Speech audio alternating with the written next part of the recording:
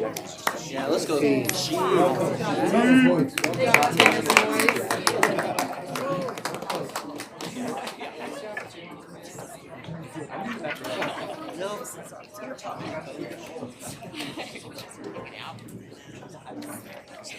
That's a good idea.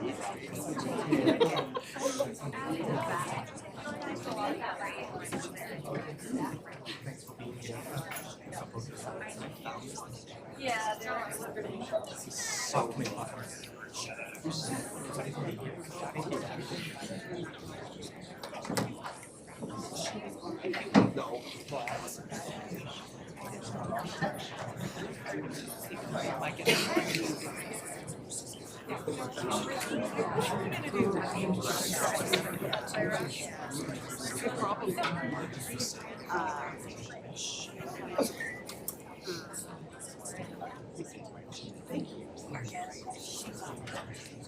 I have children. Yeah, so tell her. Shot video. Good.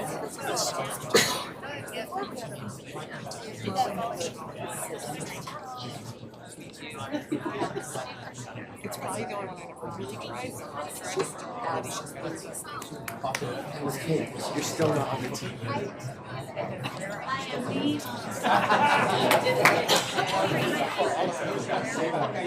Do we have more than two? How many do we need? Four? Four. Great.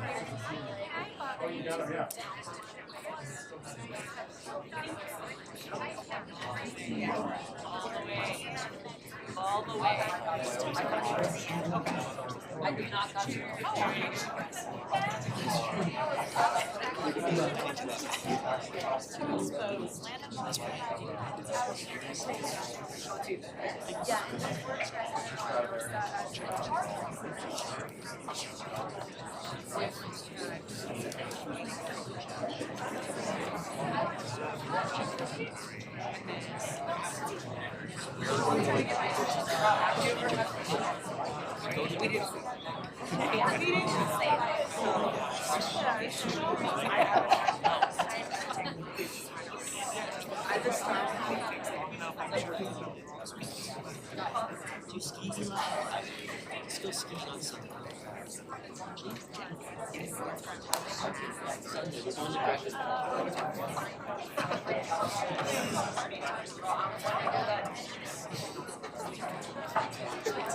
Next Sunday.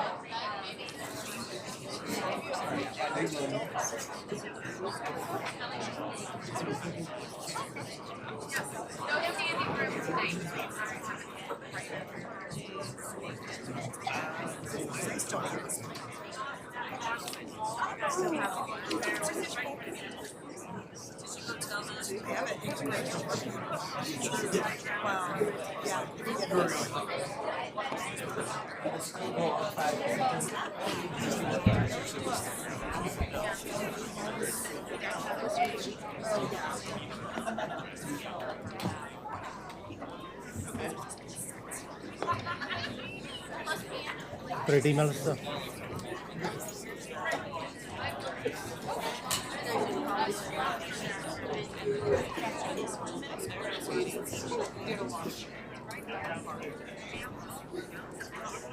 You ready?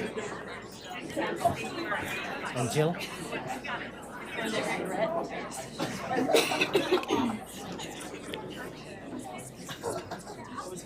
Okay, I'm going to start. Are you ready?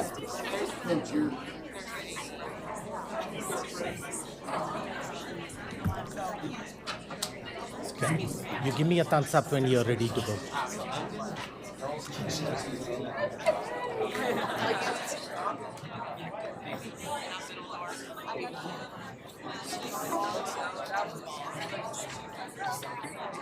It was so that tree got one kid to just I better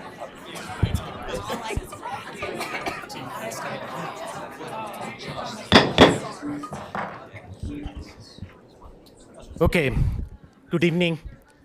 We will get started. Thank you.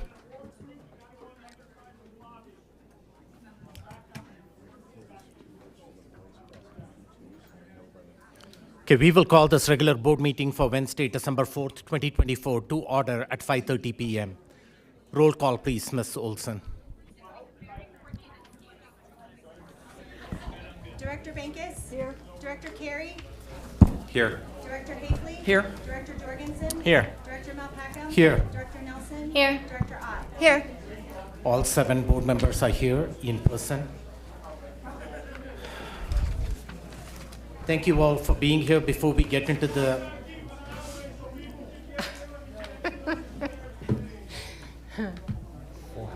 there's a lot of people in the audience today, so which is good to see. We welcome our community members, parents, and staff to our board meetings. It's good to see a lot of our students out here as well. There will be recognitions as we go on through the agenda. As I mentioned, it's a packed boardroom with several of you out in the hallways as well. Since our November board meeting was virtual, we have several students, staff, and school recognitions that was pushed into this meeting. As we go into the night, some of the audience members may choose to leave after their item was addressed by the board.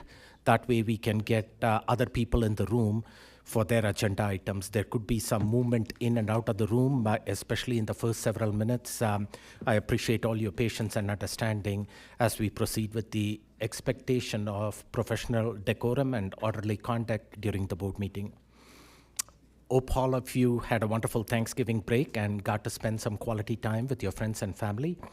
And we have 3 weeks of school before we break for the holidays and the Christmas break. We will certainly finish this first semester strong in the next 3 weeks. Before we get into the agenda items, I want to take a minute to thank the students that are in front of the board dais out here. Holmes Middle School, 8th grade orchestra group, and for their wonderful performance in keeping us entertained with holiday music earlier this evening. So give them a round of applause.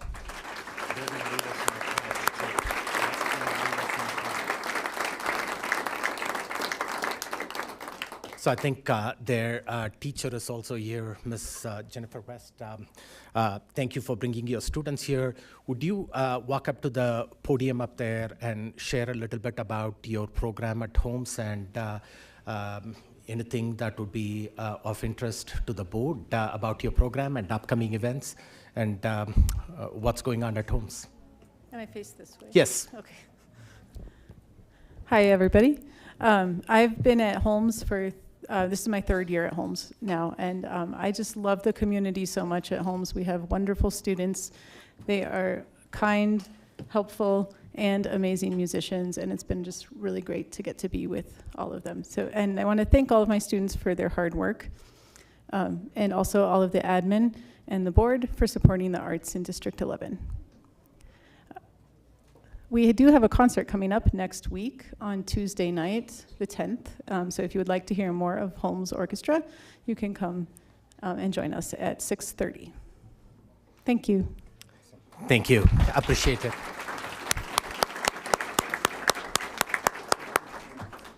And thank you, students. You can, yep. And thanks to the parents as well for bringing the students along. I'm sure there are a lot of really proud parents in the audience. Yep. Yep. There they go. So we'll work it out. Yeah, we'll get them. Hey, Elijah, you're going to lead us in the Pledge of Allegiance, okay? Yep. Elijah, tennis player from Coronado. We'll call you up.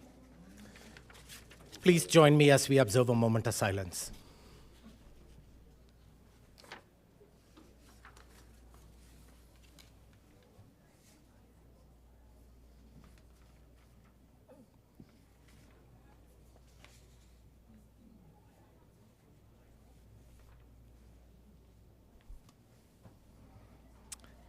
Thank you.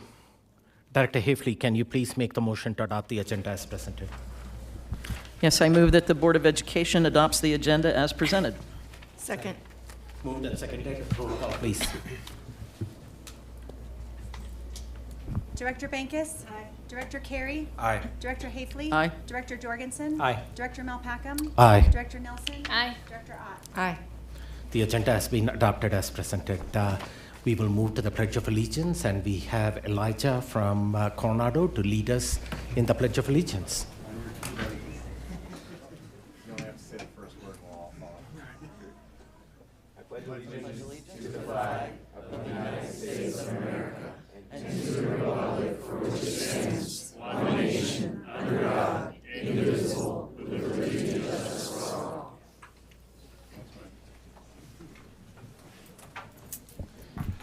Thank you. So as I mentioned at the top of the agenda, we have several awards and recognitions this evening. Superintendent Gall, I turn it over to you.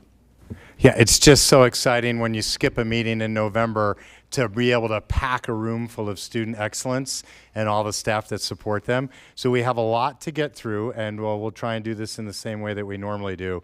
Try and get the certificates right for all the kids. We missed all the certificates for the boys and girls cross country at Coronado, so we just know we need you to run a little harder.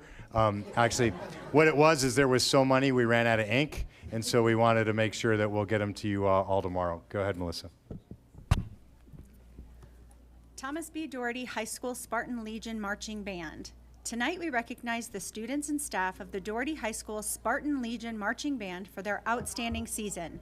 The Spartan Legion qualified for semifinals at the Colorado Band Masters Association State Marching Band Championships for the first time in over a decade. The Spartan Legion finished 12th place overall in 5A with a 73.85, the highest known score Doherty High School has seen since at least 2001. This season, the Spartan Legion faced many challenges, demonstrating resilience in the face of adversity as they reached their goal of competing in the semifinals. The Spartan Legion increased their score at every show they competed in this year, showing their dedication to the ensemble and willingness to continue to grow. We are proud of our marching band students' achievements during this year's competition season. All right, perfect timing. And enter the band. Come on in, please.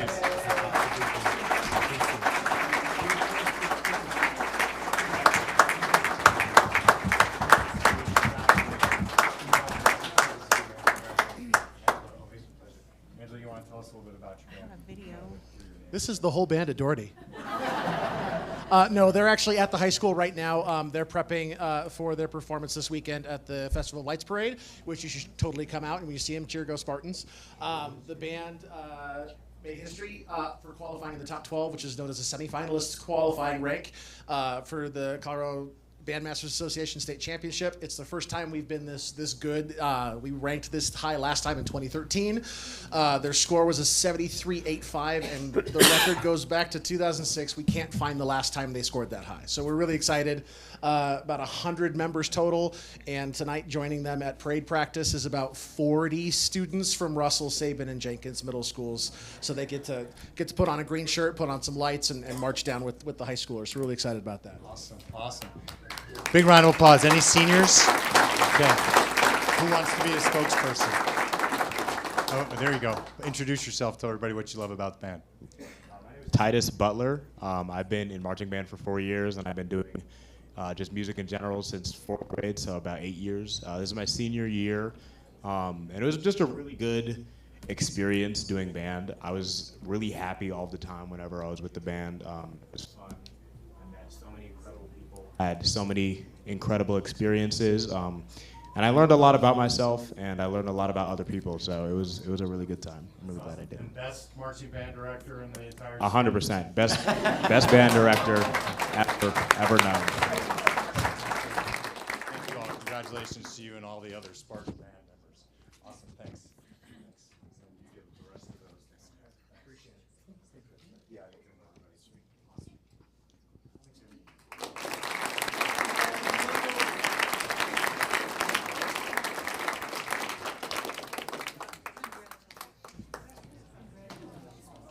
Boys tennis. Coronado High School Boys Tennis Regional Champions.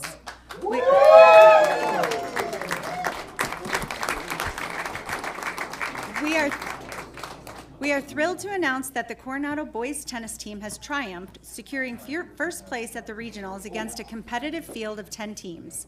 This victory marks a historic achievement, as it is the first time in a decade that Coronado has claimed this honor.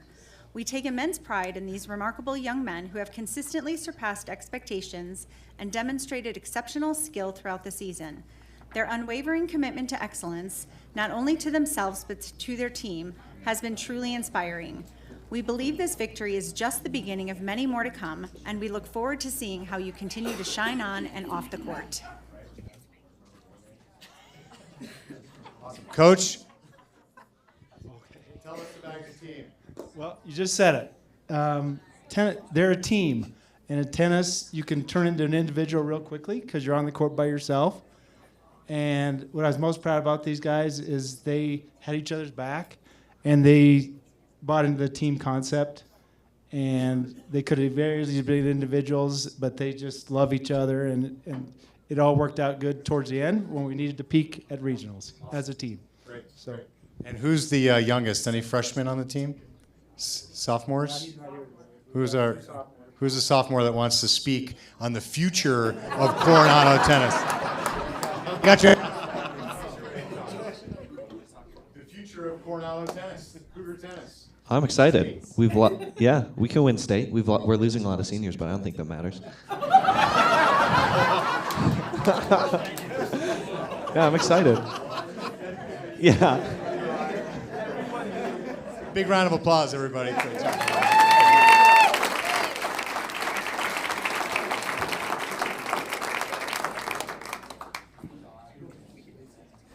All right, now I know they were ready to run down the aisles. The boys and girls cross country team, also from Coronado.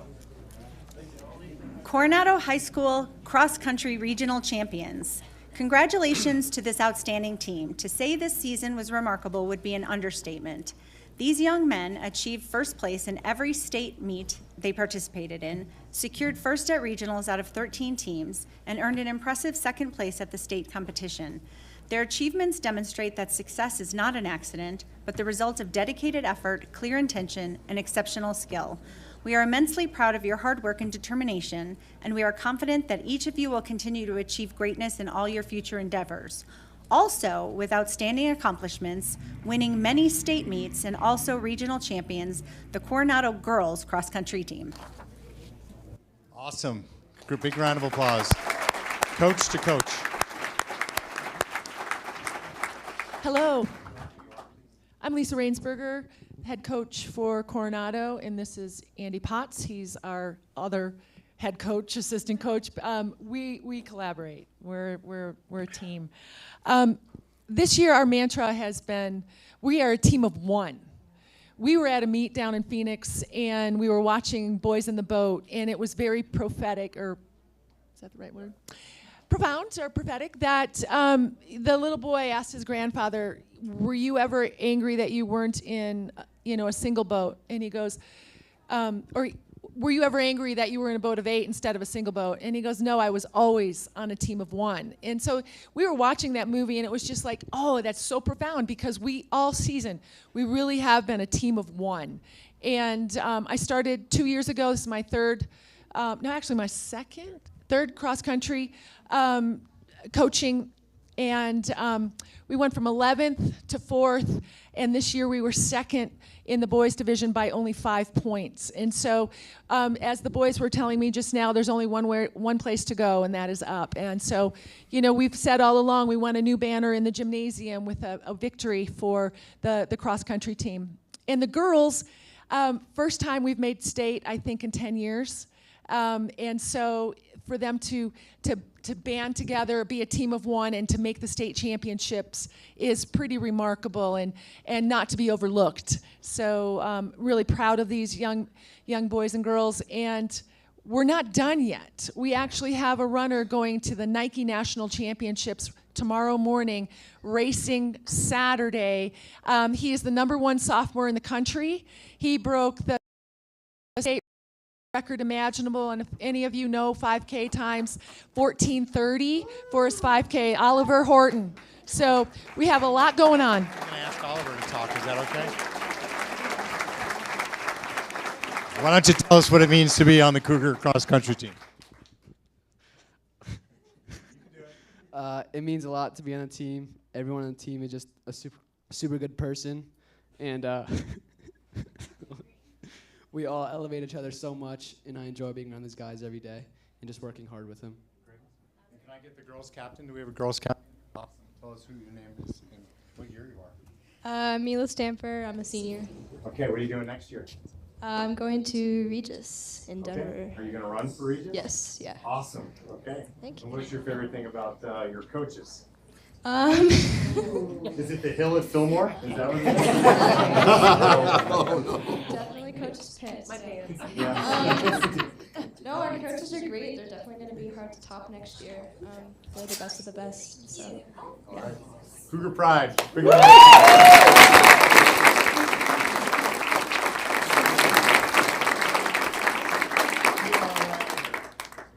Good luck tomorrow. Saturday. Leave tomorrow.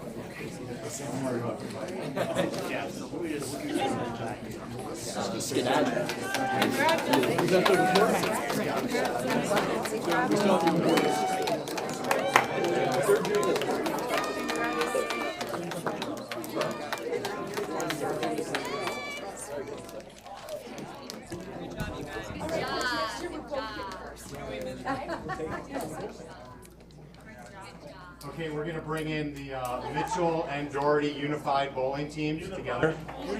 Mitchell and Doherty Unified Bowling. Give me the cue when you want me to start. You can start now. Come on up. Mitchell High School Unified Bowling Team.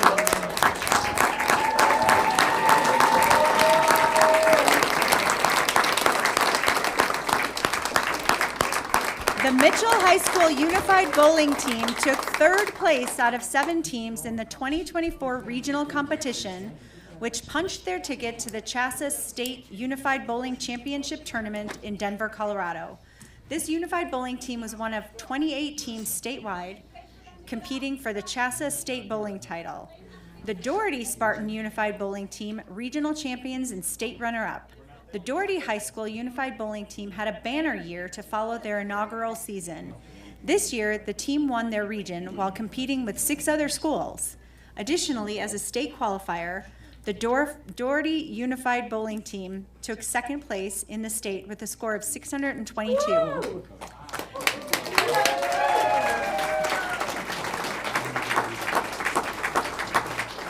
This unified bowling team was one of 28 teams statewide competing for the prestigious CHASA State Bowling title. Let's get one of the coaches to talk while I'm still handing out. I gotta go all the way over here because I misidentified our coach as a student. Why don't you tell us who you are and how long ago it was since you were a student? I'm Coach Valdez, and it's been about 11 years, maybe. Yeah, this is the second year we've done our bowling thing, and it's been a lot of fun. Marissa, do you want to tell them a little more? Bowling is fun, and we love to win.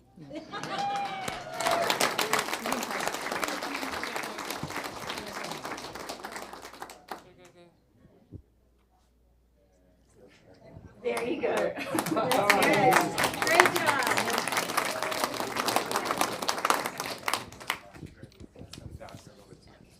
Okay, I had the good fortune of running into the Lone Tree Bowling Alley to see the just before the presentation was made, and I have to tell you that is Chris Knoll here? Chris, come on up. You always do this all the time. You make me call you up. Come on up here.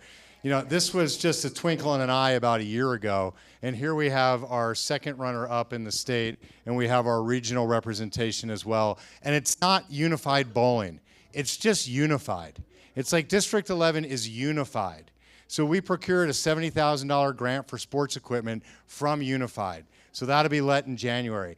On December 19th at Doherty High School, we have the Jamboree, where all the kids that play Unified basketball are going to get brand new sneakers to be able to do that. And it's not just Unified sports. at our 4 comprehensive high schools on Thursday and Friday. Please check their web pages. Our first ever unified theater end of semester celebration, where students will be participating in our VAPA opportunities, and some of the programs are great. They're basically all Disney Pixar movies, and who doesn't love a good version of Toy Story? So I want to give a chance for our coach at Doherty to have a word as well. So this was our second year at state. Our first year was just something kind of magical. We didn't really know what to expect, and it was a great experience. And then this year we brought in some new players, and they just really did a great job. At Doherty, we embrace we before me, and these 2 boys really kind of just showed the we before me attitude. And it was just great getting to see all the kids grow as people. Thank you all. Thanks. Exit on out. Thanks. There's a little confusion going on with seats right now. We still have schools coming in to do school spotlight, so the reserved seats are still reserved. I'm sorry if that was miscommunicated. We want to let those students and families be able to celebrate the great work of their schools. I think that concludes our awards and recognitions. All right, awesome. Thanks.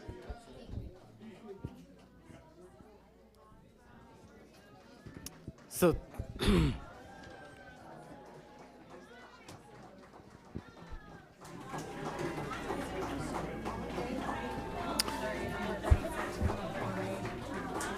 No, we're fine. That's fine. Say something.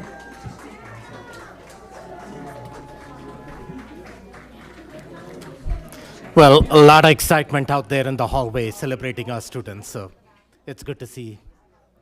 It's always good to see our students competing in regional events and state events and winning accolades and championships. So congratulations to all of them. Congratulations to the coaches and their schools as well.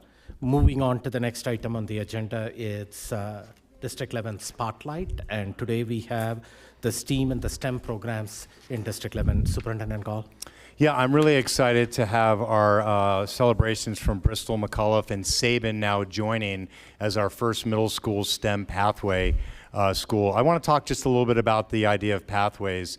This was a decision the board made probably 4.5 years ago on trying to meet the choice demands of an ever-changing demographic of students and families. And the commitment to pathways, no matter how I slice the data, always turns out to be one of the strongest decisions that the board has made. Not this board, previous boards as well.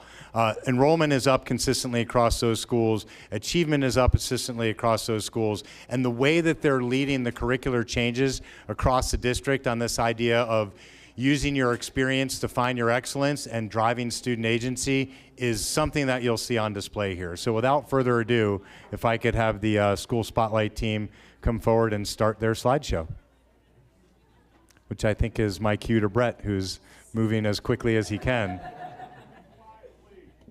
Yes, and we have our team from Bristol who's being recognized in just a bit. So they're coming up too right now. They were in a different room, so we've got a few people headed up. But with that said, I will invite our kiddos up here along with, yep, come on up.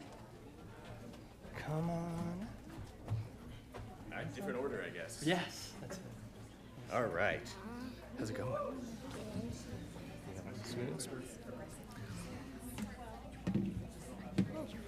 All right, well, thank you for having us. I am Gabe Hamill, principal of Bristol.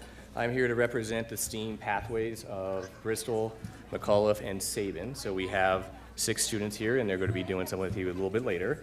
So one thing about STEM is that I think we can agree that it gives the students an opportunity to engage in cross-curricular STEM activities, right? And so if we look at our graduate profile, if you think about STEM, it's create an academically ready student, continuous learner. So when we are doing a STEM project in whether it's STEM lab or in the classroom, the students have to continuously learn and improve and redo their project. Skilled communicator, they have to work with each other and communicate with each other, and then also have to present their project afterwards. And working with each other is one thing, but then presenting is a whole different thing, kind of like me up here, not doing very well, right? So they were trying to teach them to do a little bit better than their principal. The empowered citizen. So with that knowledge and the knowledge of the world around them, it can help them be an empowered citizen. Innovative problem solver, again, that's back to the engineering design process. Healthy and balanced learner, so continuously learning in the mind. Critical thinking, that's a huge part of everything to do with STEM. So think critically about what you're trying to create, what you're learning about, making up your own opinion about everything that you hear and learn. And then empathetic collaborator, so this is something that we work not only in STEM, but everything in elementary, probably middle and high, is being an empathetic learner, empathetic to other people around you. All right, so we have some Sabin Middle School students here. They're going to talk to you about what a pulley is before we get on to our next part. Hello, everybody. A pulley is a type of simple machine. A simple machine is a device that makes it easier to do work, direction, or weight of a force. The 6 types of simple machines are a lever, wheel, and axle, pulley, inclined plane, wedge, and screw. Pulleys can lift, lower, and move loads much easier and faster than we can do with our own hands. The load is the weight that is being lifted by the pulley. A pulley has 2 main parts, a string or rope, and a wheel. The wheel has a groove that goes all the way around it. The rope fits into the groove. There are many real-world uses for pulleys. For example, pulleys are used to move elevators. They are also used to raise and lower the flag on a flagpole. Cranes are another example of a pulley that is useful for building skyscrapers.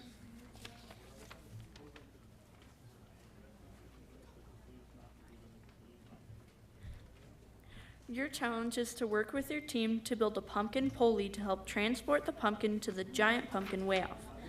Your pumpkin pulley must contain both a wheel and a rope or string to lift the pumpkin. When you have finished building, you will test your design to see if it can lift a mini pumpkin 12 inches off the ground. All right. Ready?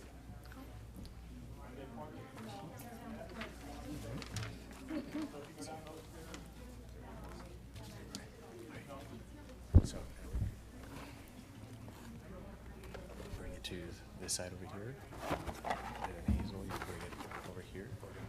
Okay. So, as you're passing out this stuff, we're going to have 4 board members over here. You're going to work on constructing a pulley, and then Mr. Gall and these board members have to do it over here. All right, so we're going to have a couple of call-up students ask a question first. Not yet. Not yet. No race yet. How will you construct your pulley so that it is able to pick up the pumpkin? What possible problems could come up during construction? All right, so the students who are going to go around, they're going to help you guys if you need help. They've all done this already. So they can help you a little bit. Oh, no cheating yet. No cheating yet. That's just if you need a cheat sheet. All right. Off me. So you have 5 minutes to construct a pulley to lift up the pumpkin. You guys can go around and Ellie, go ahead. You guys pick a group to help. Come on this side. Yep. All right, go ahead and start. Mr. Gall, you gotta help. You got it.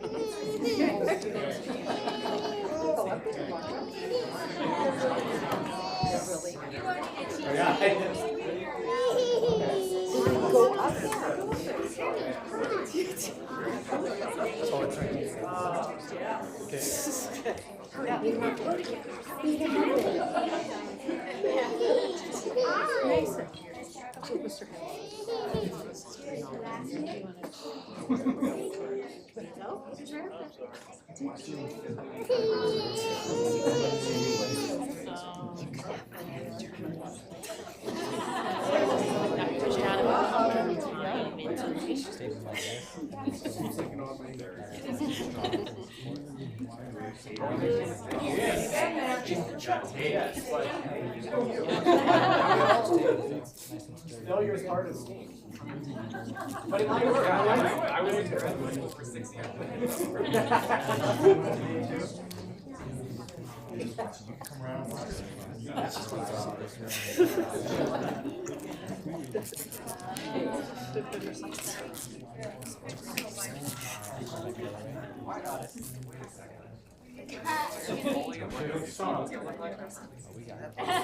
We only have 5 minutes. So here's another.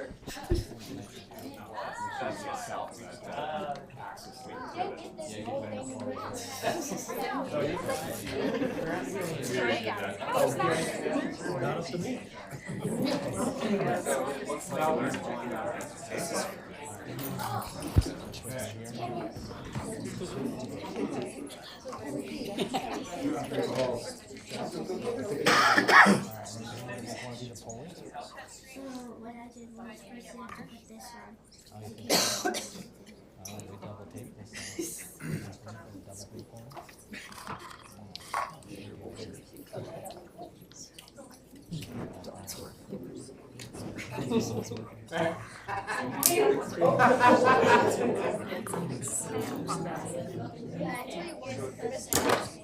Just gotta lift it up.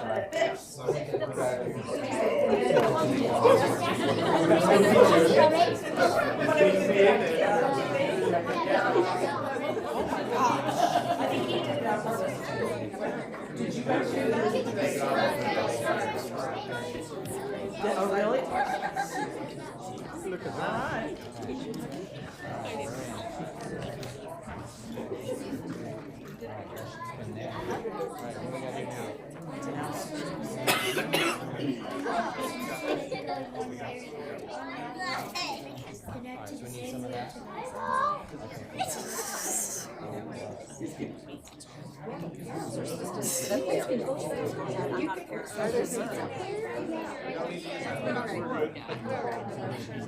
Cut off.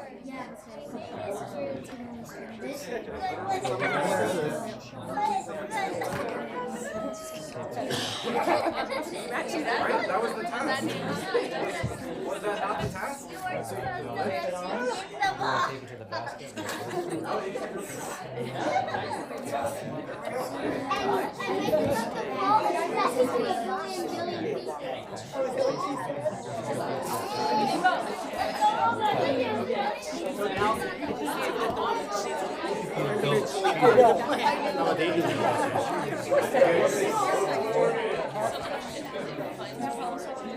We're almost done.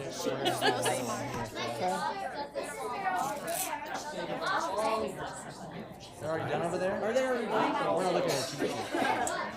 What? Oh, come on.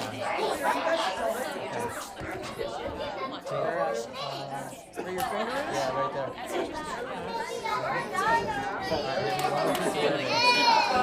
How much? Yeah, like a good bit so we can pull it over. You need more. Yeah, right there. Okay, and then I'll tie this together. Yeah, we're making a basket.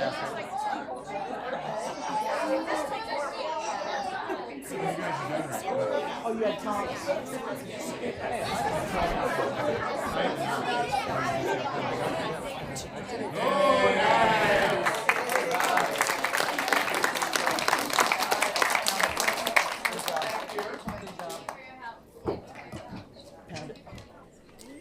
Good job, guys. One more. Thank you.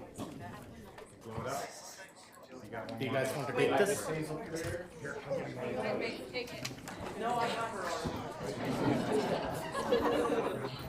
Alright, so part of the whole singing process is also asking questions, right? And so the Bristol students are going to ask a couple questions here.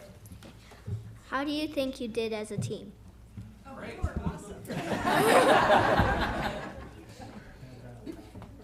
Yeah. All right, Ellie. What about your design worked well? Breaking pencils.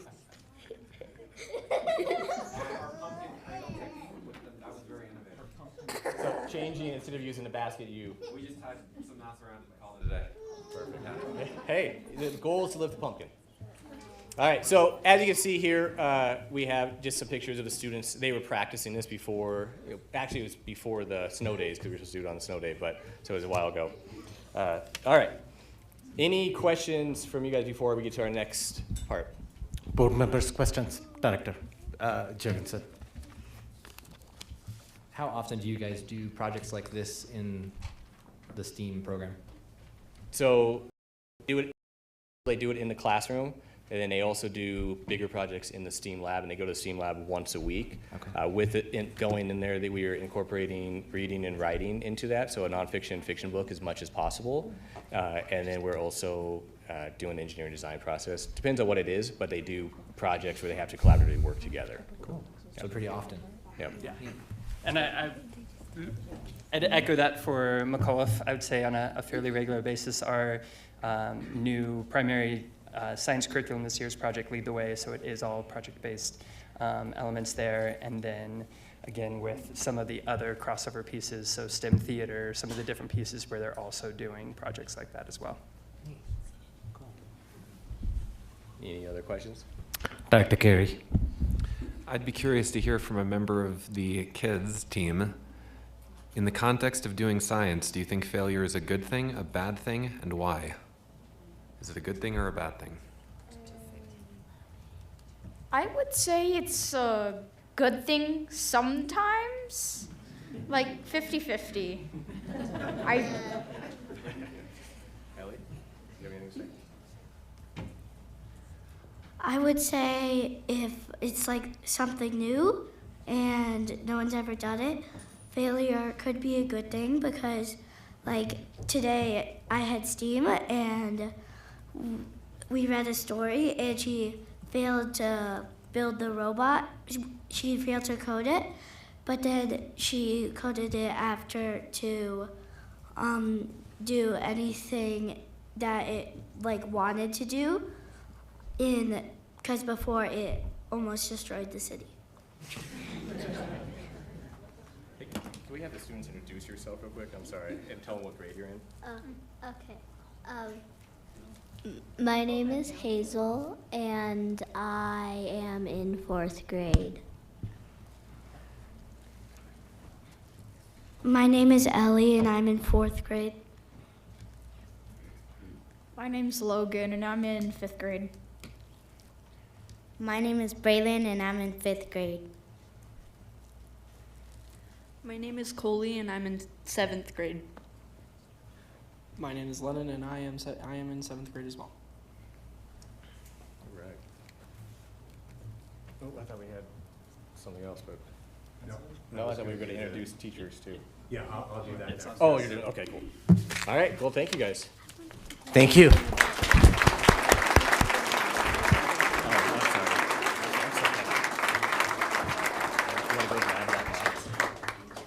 Hey, Gabe, give me a quick. Don't steal my bully. You're gonna come up here. You're gonna come to my chair. So moving Ellie. on to the Ellie. Braylon. Moving on to the next item on the agenda, it is the superintendent's report. Superintendent Gall, back to you. Okay.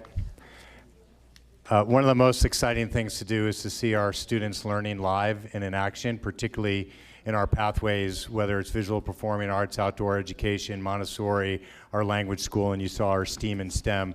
Kids having the chance to live in the learning, you can see the learning come to life. Nothing can replace that, and once you ignite the fire that you've seen in these children, and we'll talk about our robotics team at Sabin in a minute as well, nothing's ever gonna stop those kids, and that's our goal. We appreciate all our staff and our families' support to get there. This is my favorite part, where I ask students to come up here and give that same thanks to their teachers. Braylon, I think you are up first.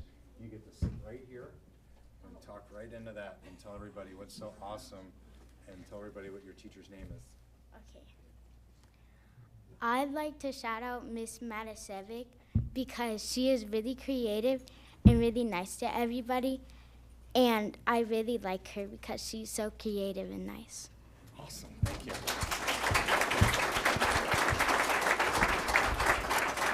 And Braylon and Miss Mosaic are from McAuliffe, who are here as well. So, Ellie, you're next. I would like to shout out Miss Gilliam. She is my gifted and talented teacher, and she really helps me with what I'm gifted and talented in, and I've had lessons in gifted and talented reading and gifted and talented math with her. Awesome.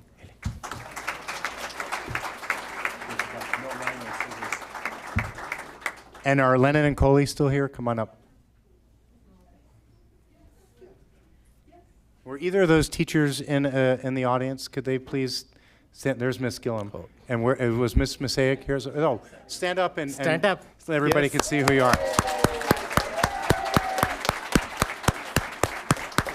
guys doing it together? Okay, go ahead and sit down or stand with her. We'll say something nice about Mr. Smith. We're shouting out to Mr. Smith. He's our GMP science teacher, and he's always really fun to be around, and he jokes around a lot, and it's really fun to be in his class. Awesome. Go ahead. I'd also like to shout out Mr. Smith because he is, like, I'd say the coolest science teacher I've had in a while. So that's saying a lot. Awesome, thanks.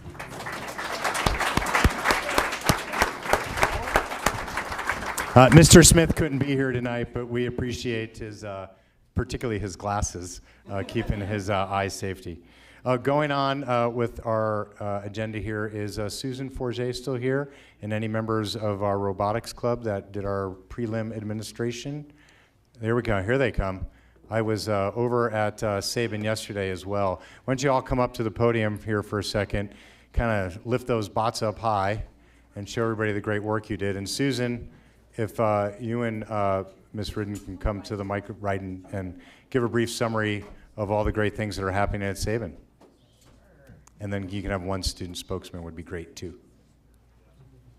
Hello, I'm Susan Forget, and this is my assistant coach, Carrie Ryden, and we really appreciate you honoring our kids. So this is year 4 at Sabin for having a competitive robotics team, and we have our Alpha, Bravo, and Delta team here. Right now, as far as Pikes Peak Robotics League, these folks are running up at the top.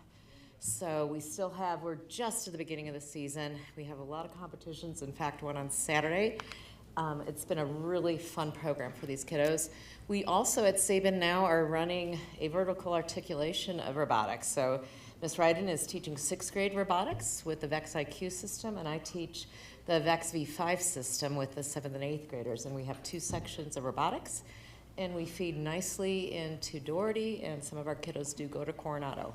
But we really appreciate your support through CTE. It's the only way we've been able to make this happen, so thank you, folks. Great. I don't know if any of my students, let's see, but John Michael, real quick, if you want to come up here, say something. Lift up the microphone. The microphone? Okay. I'm John Michael Johnson-Tierez. I'm the project manager of the Alpha team. And I would say robotics is pretty fun for the most part. Yeah. So I really enjoy the designing of it. I feel like it's the most satisfying part. So we sketch it first, plan, brainstorm, and then we build out the design. Then we iterate it to make it better. Yeah. Awesome.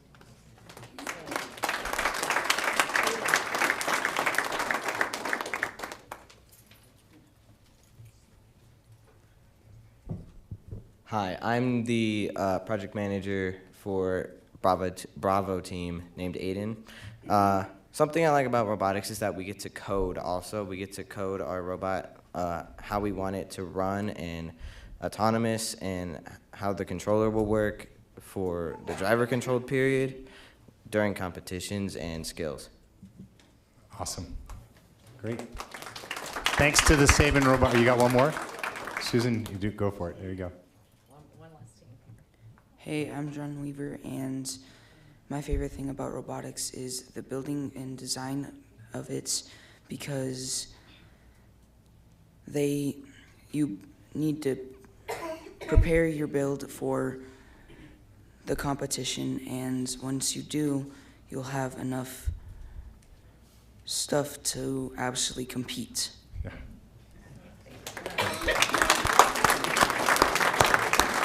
As the Saban team is leaving, I want to comment and thank Susan for the chance to visit the class yesterday. That was a delayed visit. It's not just engineering. I want anybody that's watching to see that there's the graduate profile, this idea of teamwork and collaboration and critical thinking. Some of the students are literally just studying the rule book, because it's a competition, and if you study the rules, you'll see that there's strategy that you might be able to change the outcome that you might not have been able to get in the engineering. But the way you play the game is just as important in how you build the equipment to play the game. And so it was just a real pleasure to be in your class and to see it. And Susan's being very humble in talking about vertical articulation here in the 6th grade. She's also working very fervently to build that articulation up into Doherty High School, and just took a bunch of kids from Saban over there just today, I think it was, you were there, and just came back with, like, kids are already signed up. Choice window opens December 16th, so we're ready for you at Doherty. Thanks. Thank you. Thanks. And speaking of Doherty, if we can get the Doherty High School flag football team and coach to come on forward. Do we have them queued up? They're going to come running in here? There we go. First one who grabs the flag wins. You can't catch these girls.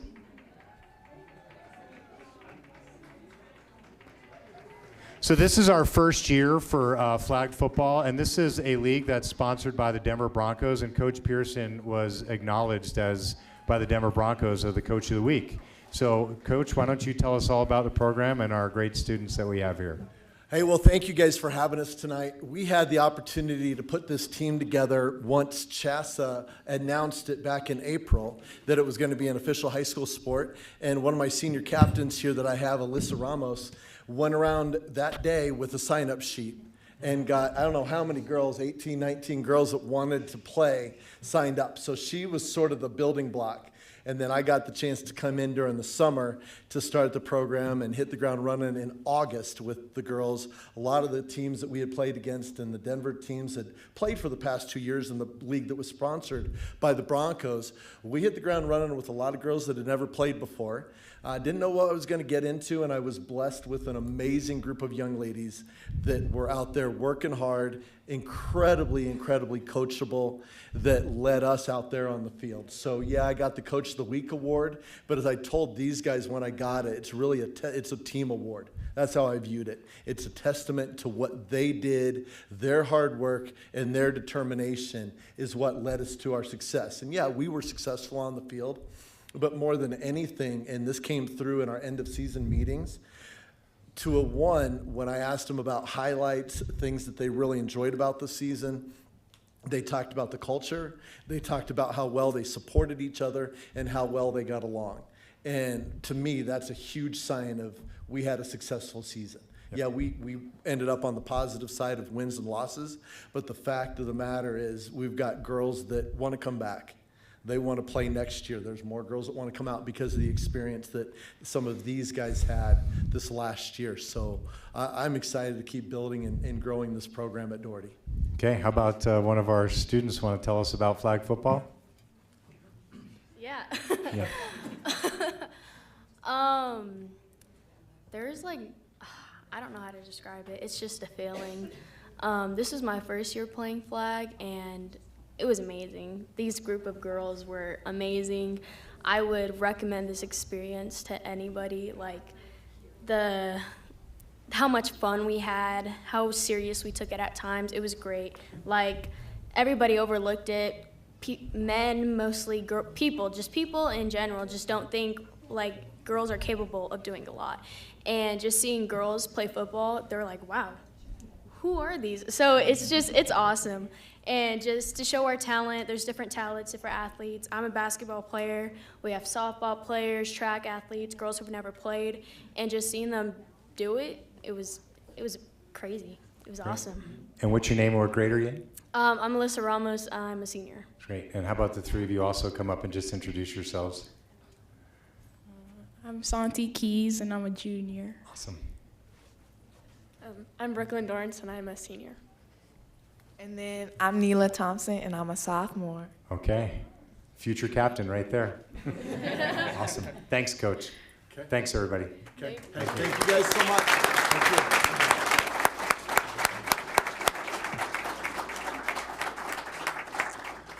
you. Catching up from the snow day, we didn't get a chance to cover this, but it's central to the strategy of District 11. On October 29th, we hosted an apprenticeship fair over at our Wasson campus.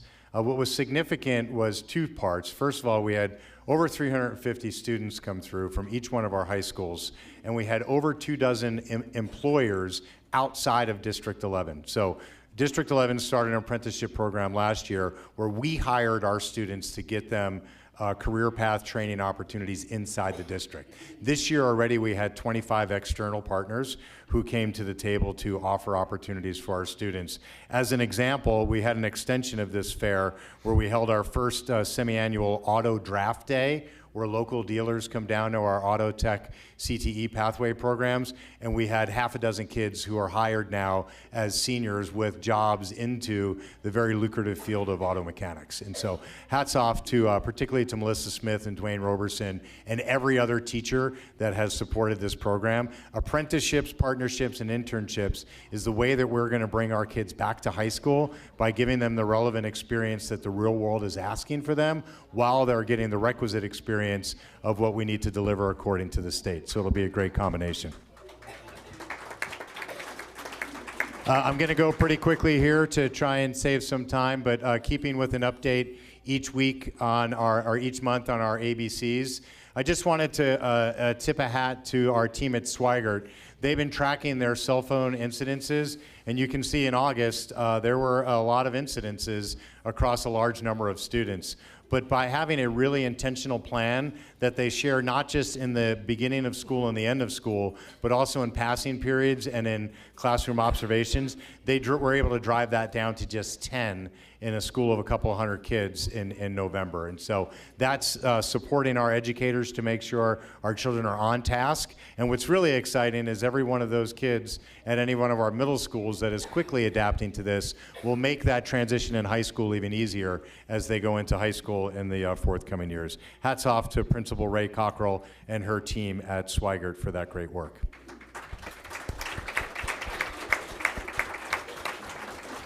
And it's super exciting to now take, which is actually an agenda item for the board to finally vote on, but we wanted to get the principals back to their sleep patterns for work tomorrow. So we have our schools here accredited with distinction and performance.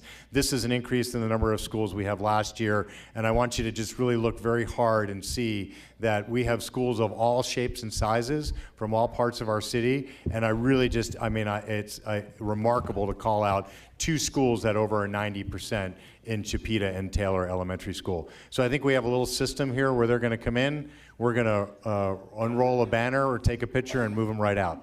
So I think here they come. So we have Bristol Elementary School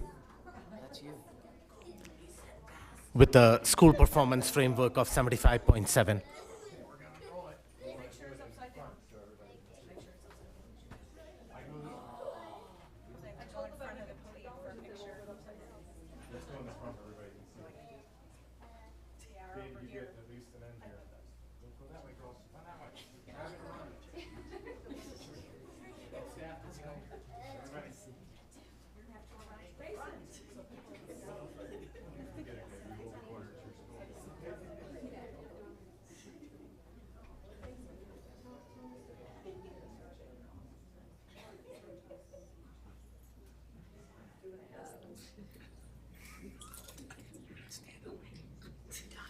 Okay, way to go, Bristol. Woo!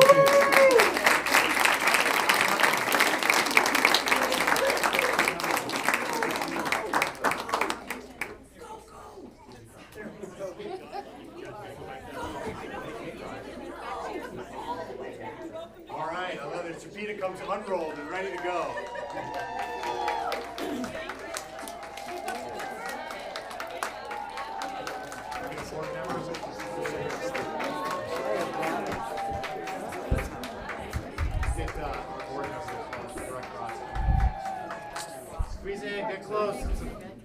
So Chipeta Elementary School with the highest district school performance framework of 91.8%.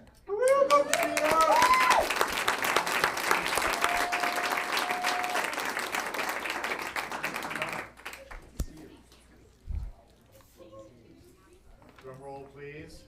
Oh, it's going to come. Freedom. Here it comes. Oh, we have the mascot.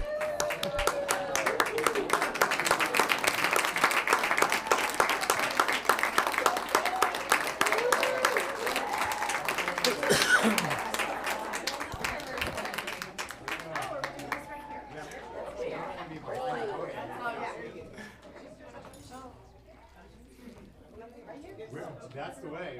Whatever they say. Fly on in, Falcon. Freedom Elementary School with a school performance framework of 74.6%.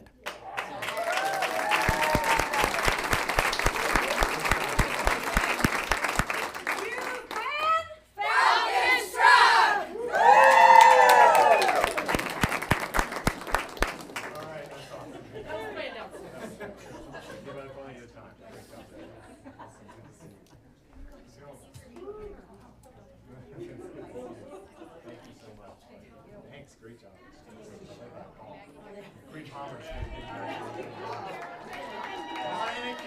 King. Here for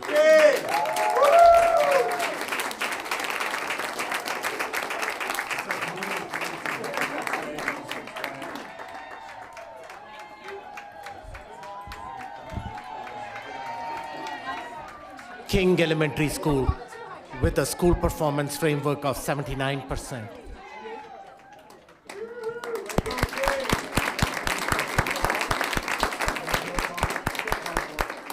Is there like a big K for King? Do it, Tim. Thanks, everybody. You go out that way. We got a little system here. Systems and structures. Step number 1. Thanks, Steve. Bring it on in for Madison. Woo!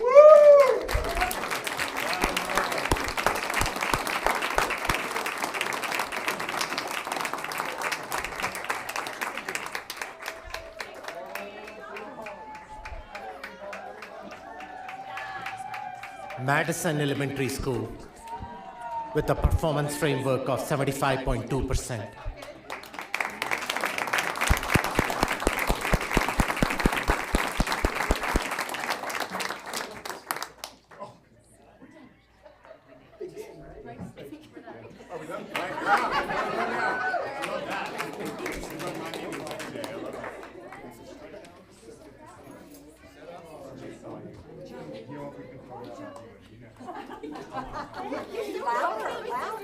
Green Bomber!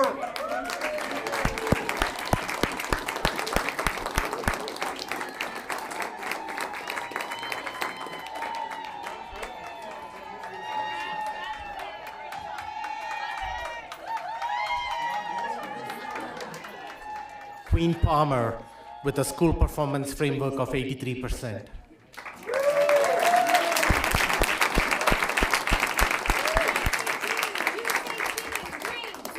Hustle and heart sets us apart. Dream team. 3 snaps and oh yeah, ready? 1, 2, 3. Oh yeah.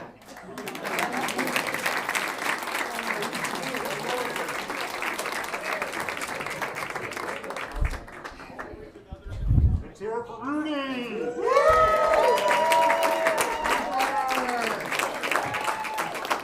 Rudy Elementary has a 74.7% school performance rating.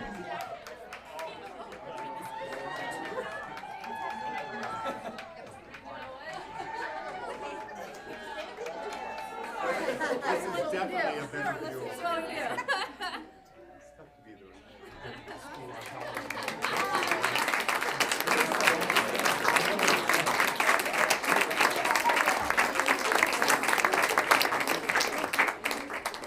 Let's hear it for Scott.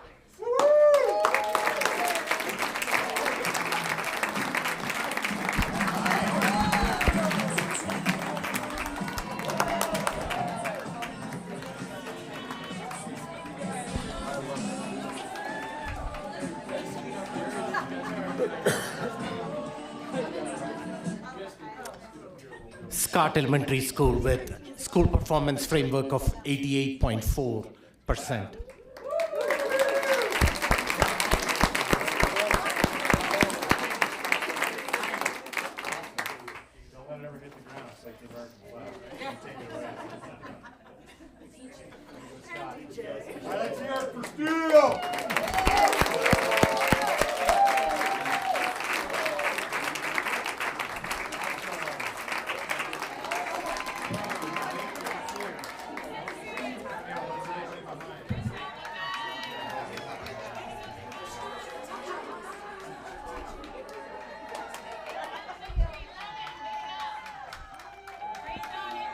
Steele Elementary School.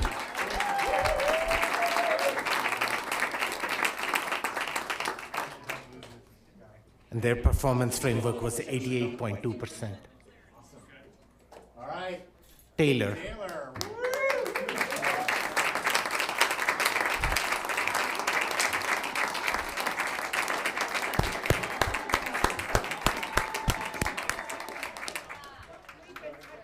91%.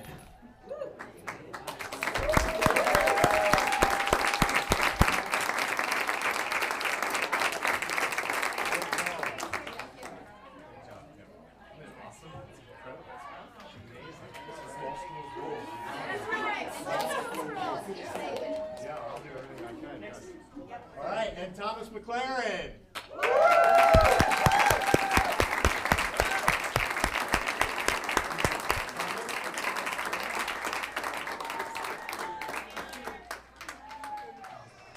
.9%.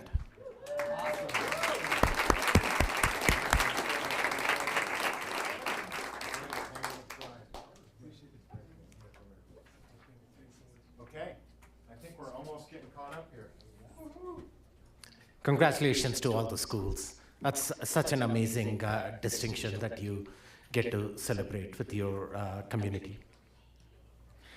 Okay, we're going to end the superintendent spotlight by the superintendent's report by introducing a new theme that we'll carry through the rest of the year.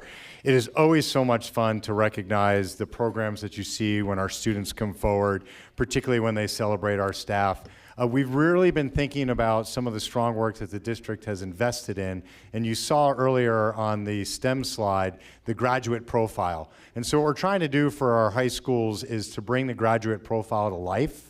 And so today we're going to bring forward Tatum to the podium for her to tell us a little bit about her experience. You can read in there, but just to summarize, Tatum serves on a state level board for one of our career and tech student organizations. It's called ACE, but she represents not just her school, she represents the needs of students all across the state of Colorado, which we think is one of those ways that it doesn't really matter what's on her transcript. She's demonstrating that she's exactly what we hope every graduate can be. Tatum, why don't you tell us a little bit about yourself and the ACE program? Good evening, everyone. I'm Tatum, and I'm a junior, and I'm a representative for the SC Squared program at Palmer. And so far, this experience has been amazing, and being a D11 student has provided me with a variety of opportunities, from CTE to sports to IB classes. Through SC Squared, volleyball, wrestling, and track, I have been able to grow as a leader and bring those skills into the classroom. The skills I'm learning and the classes I get to take are helping me to be prepared and graduate and be successful after school. Can you tell the board what the ACE program is and how it's impacted you or other students that you know? Yeah, the ACE program is really focusing on secondary like workforce readiness programs. So it's really focusing on career paths and your interests. So it's very personal.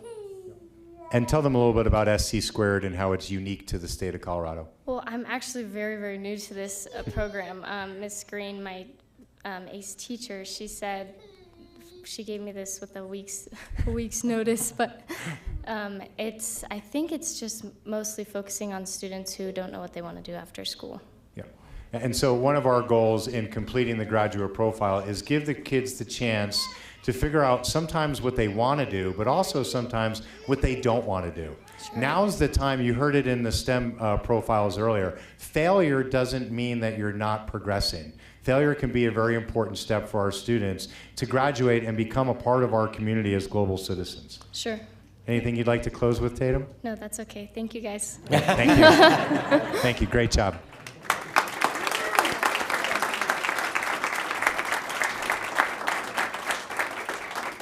That's it. Well, thank you, Superintendent Gall, and thank you for all the students presenting. And it's also really good to see that the incidents for cell phone policy or the violations of the cell phone policy are dropping in our middle schools and high schools as well. Whenever we visit some of our high schools, it's really great to see our students engaging with each other as opposed to sometimes this taking their life over. So, moving on to the next item on the agenda, it's public comments. Ms. Olson. So I think we have several public comments. Going over the board protocol for public comments, just as a reminder, the board welcomes and is very interested in listening to community feedback, as it helps us better do our job. Please approach the podium when your name is called. You have 3 minutes to deliver your remarks. Please monitor the clock that is on display and complete your comments in the allotted time. Board meetings. David, people can flow in and fill the seats now. Thank you.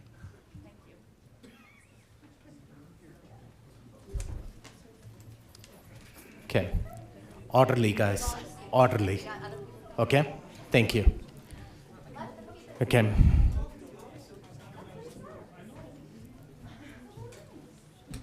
Thank you. Okay. So just as a reminder again, board meetings are primarily business meetings for the orderly and efficient conduct of the business of the district. Keeping that in mind, the clear expectation is that your feedback is provided in a civil, professional, and courteous manner without resorting to disparaging or defamatory remarks. Students are often in attendance or watching our broadcast. Speakers' remarks, therefore, should be suitable for an audience that includes minor students, including no use of profanities or obscenities. To adhere to the board policy and accomplish the work already on the agenda, the board will not respond to comments during this time, but I can assure you that your comments will be taken into consideration as we discuss pertinent agenda items. To maintain the flow of the meeting and not have prolonged interruptions, please refrain from clapping. If you want to show support or solidarity to a speaker, please stand as the speaker is talking or use a silent applause. Lastly, the statements made by the public do not reflect the views of the board or the district. Okay. Thank you for your patience and understanding. Let's get through this in an orderly fashion. The first comment I have is from a D11 student, Michelangelo Cruzen. Michelangelo Cruzen. Thank you. You have 3 minutes. Thank you, board. My name is Michelangelo Cruzen. I'm a junior attending Palmer High School. I'm also a female-to-male transgender individual. Sadly, I am back at this podium for the fifth time since the start of my freshman year for the same issue. Policy Draft ACA, name changes, is required by law. I'm not here to speak on the existence of the policy. I'm here due to a single sentence that I will now read. Parents shall be notified of their student's chosen or preferred name change request, and any chosen or preferred name changes on student records shall require parental consent. This sentence is found near the top of Policy Draft ACA. Now, the last part of this sentence makes perfect sense, but the beginning, the part about notifying parents, is the part that people are taking issue with. Informing parents or outing students could very easily put them in dangerous situations for no real educational value. If what I'm about to say upsets you, I'm not sorry, but there are transgender students in D11 schools. Off the top of my head, I can think of 15 high schoolers, and many of these students see school as a refuge from their home life. My legal name is Michelangelo, but at some point in time, my name was legally Lorelei. Yes, like Gilmore Girls. For 15 years, in fact, my name was Lorelei. When I first tried to come out as transgender, I was outed. The same thing this policy threatens to do to students. Now, even though I have an accepting family now, I fell into a deep depression. And went back in the closet for nearly a year. I'd like to mention that at no point during this time did I question the fact that I'm transgender. I was just very depressed due to the careless actions of the people that outed me. This policy threatens to do the same to many D11 students who may not be fortunate enough to be given the acceptance I did. I remember a time when D11 was a place for students like me that don't quite fit the mold. And D11 was somewhere we could be safe, but that world is gone, as D11 becomes more and more unaccepting of its LGBTQ+ students, and we are being treated like unwanted members of the community, that your website claims to accept everyone. I urge you to either remove the clause about informing parents or state that a student must, in no uncertain terms, tell a teacher that they will be going by a different name, and the teacher must inform the student that their parents are going to be informed. I ask that before passing policies that will harm the safety of members of your D11 community, you slow down and think. Think about how all students and teachers in the D11 community will be affected, and if this is what's truly best for them. I hope I'm not here again in January when this is an active agenda item.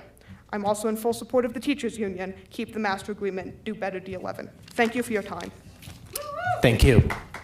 Please refrain from clapping. Thank you. The next comment, Maria Bergman. Miss Maria Bergman.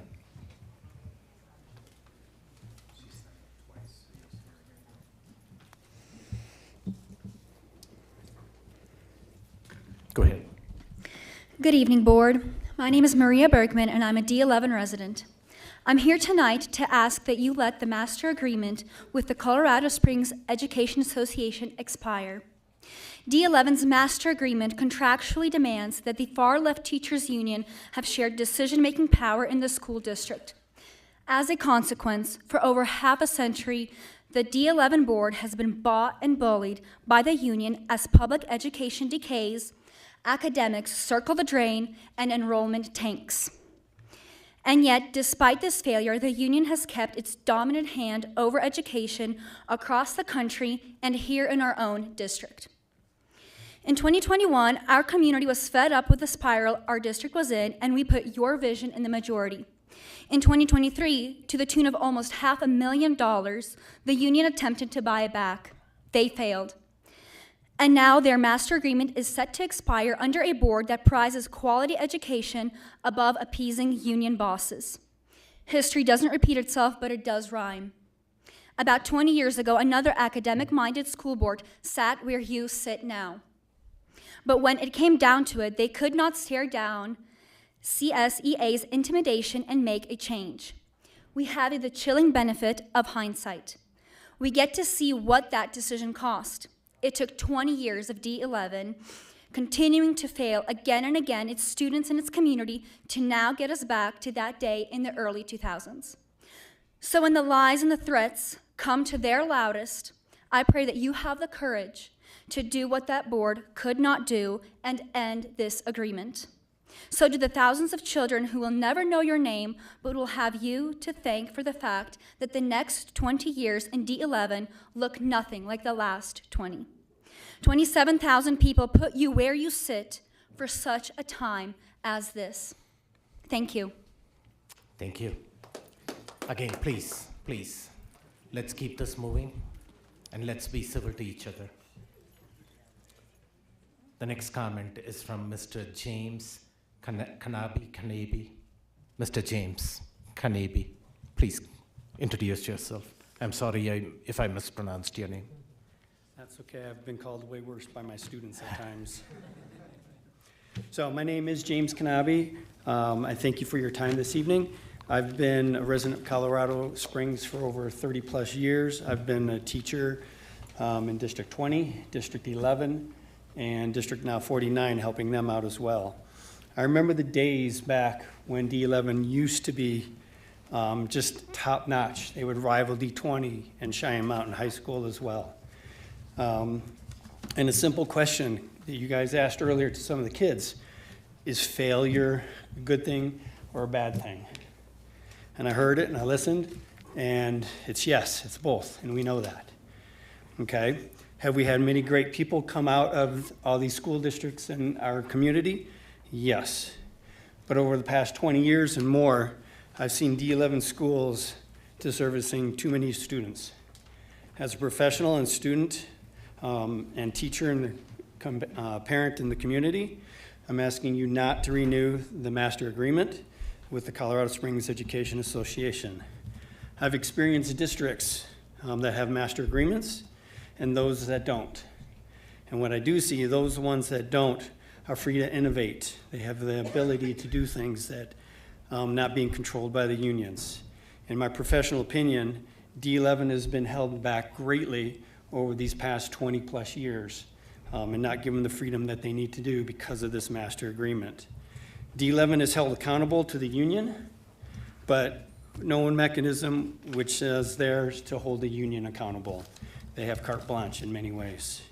This prevents the district from paying teachers more to those harder to fill jobs, and we know they exist, and so we now then have to take what we can get. The results of a half century of the contract are in, and myself and many in the community are not impressed with the results overall. It's time for something new. So, as we know, public education works best when the school districts are put into the hands of the public, the voting constituents. So in short, I ask you, please do not review this contract. Thank you for your time. Thank you. Ms. Lisa Schott. Lisa Schott.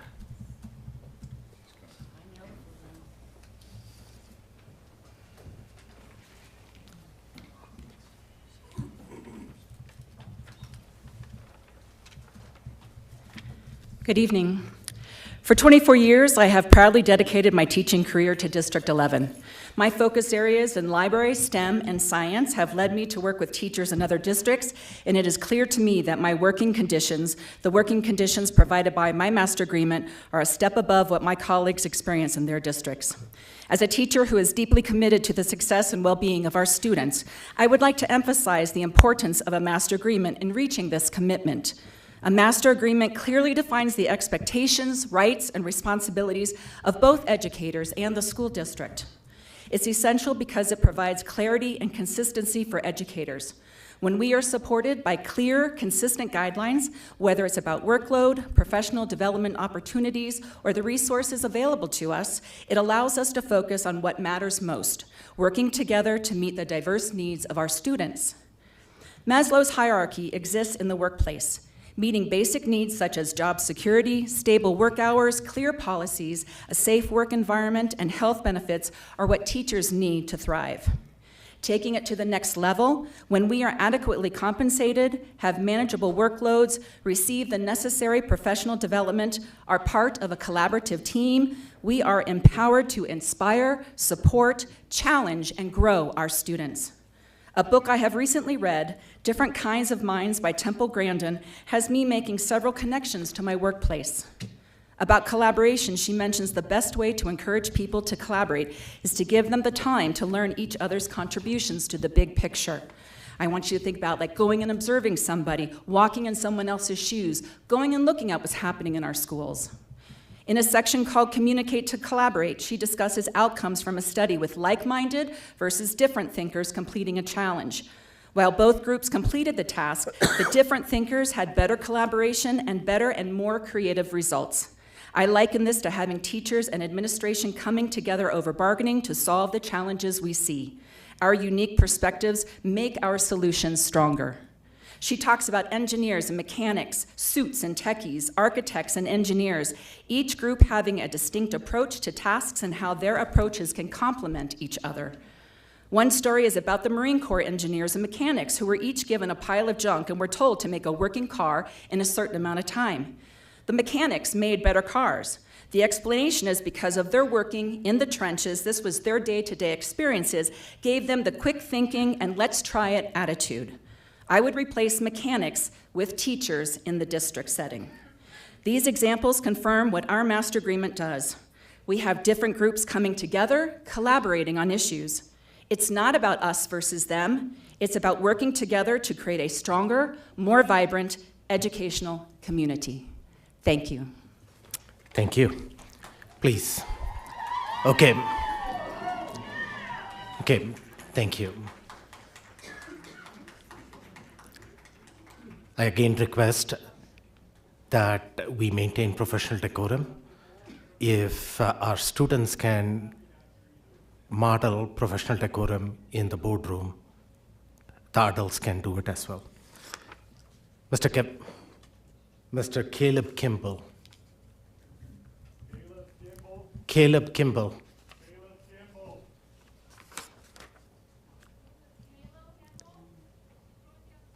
Okay. Moving on, Mr. Is on the other side. No, I'm making jokes out here. Oh. Okay. So Caleb Kimball is not in the room, so I'm moving to the next one. Mr. Kevin Coughlin.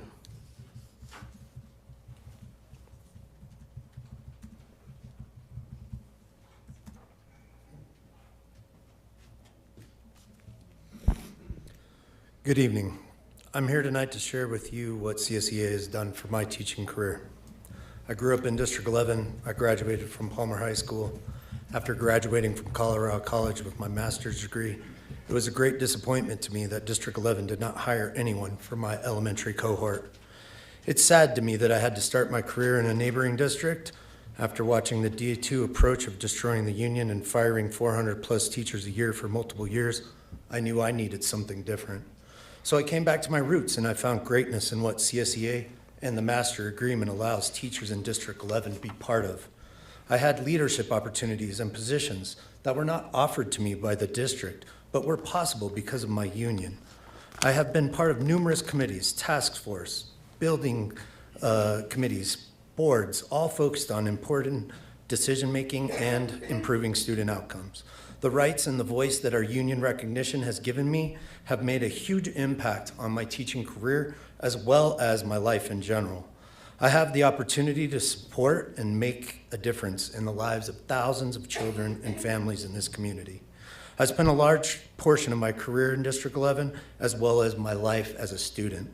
I earned many different grades on report cards. I got science fair awards. I got ribbons, certificates, solo and ensemble medals, mock trial awards, the most outstanding vocalist at Horace Mann in 7th grade, and even a D11 high school diploma.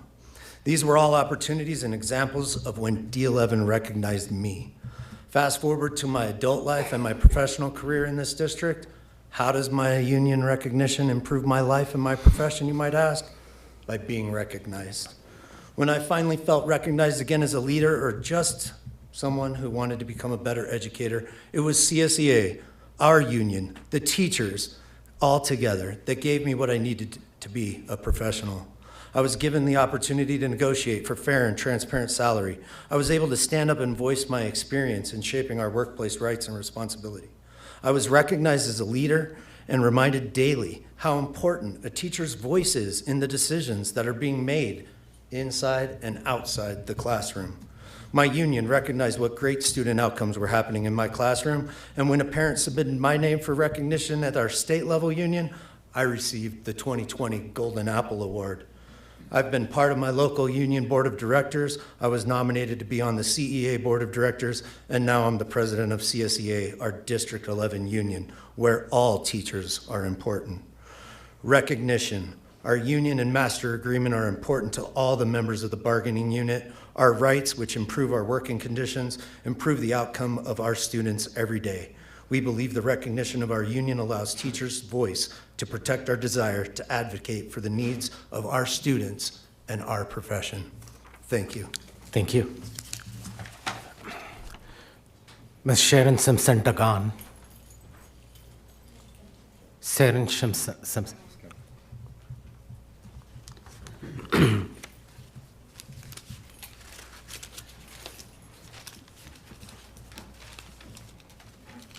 Superintendent Gall, Dr. Mel Packham, and members of the board, thank you again for the opportunity. Will you do me a favor and just acknowledge by shaking your head, yes or no, these two statements? Language is important. The message should be transparent.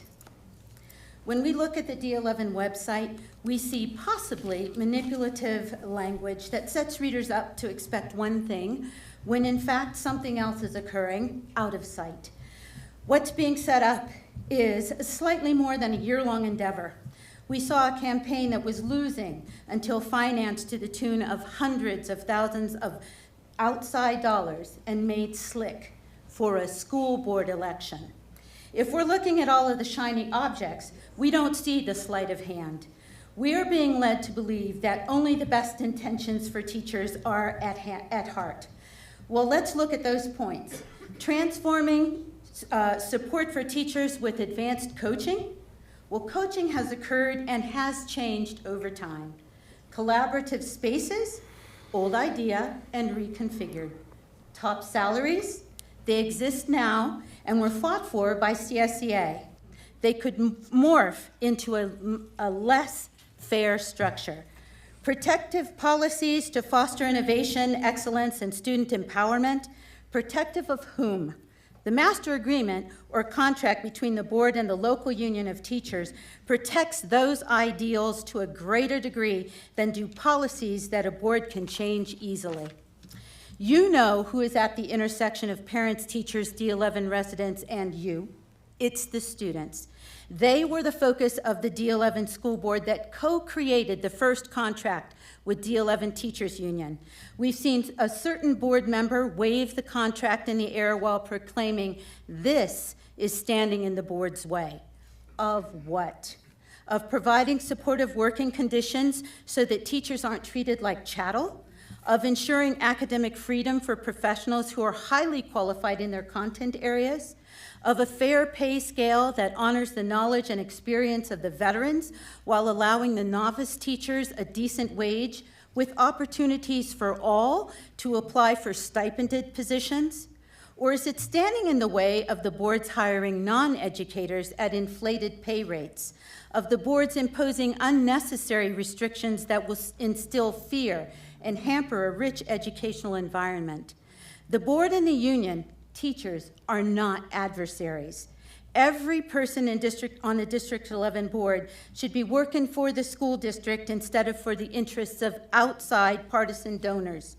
Smart adults should be able to sit around the negotiation table and work in a respectful manner that results in a better contract for all and education that impacts affect as well as data.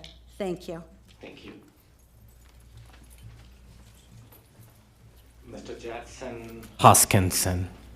Jackson Hoskinson.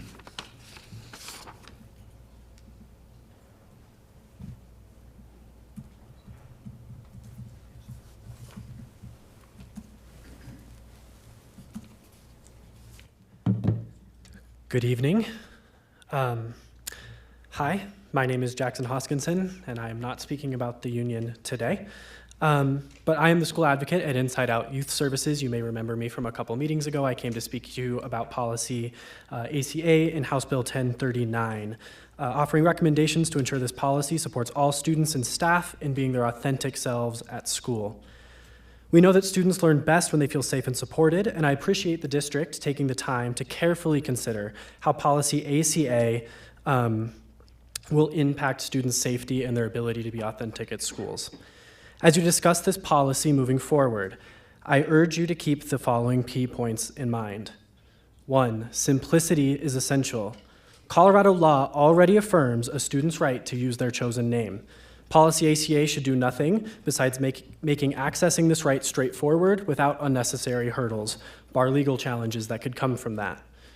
2, to avoid logistical burdens.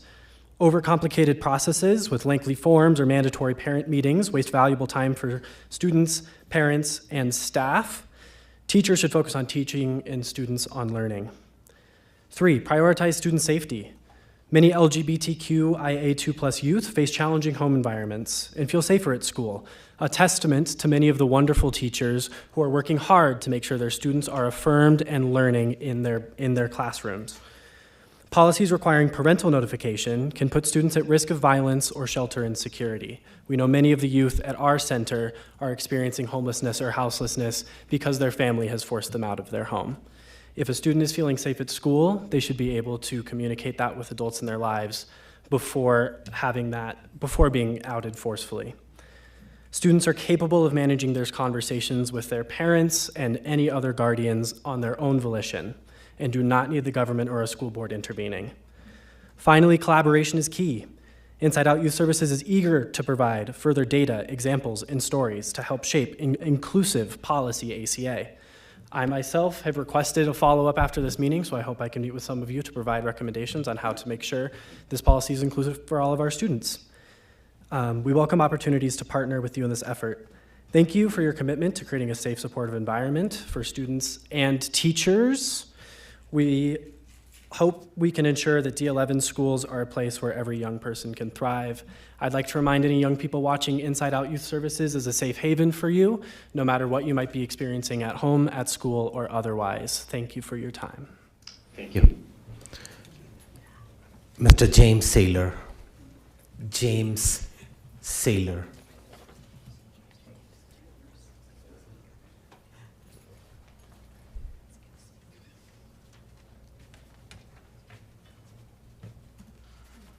Thank you, President Malpacum.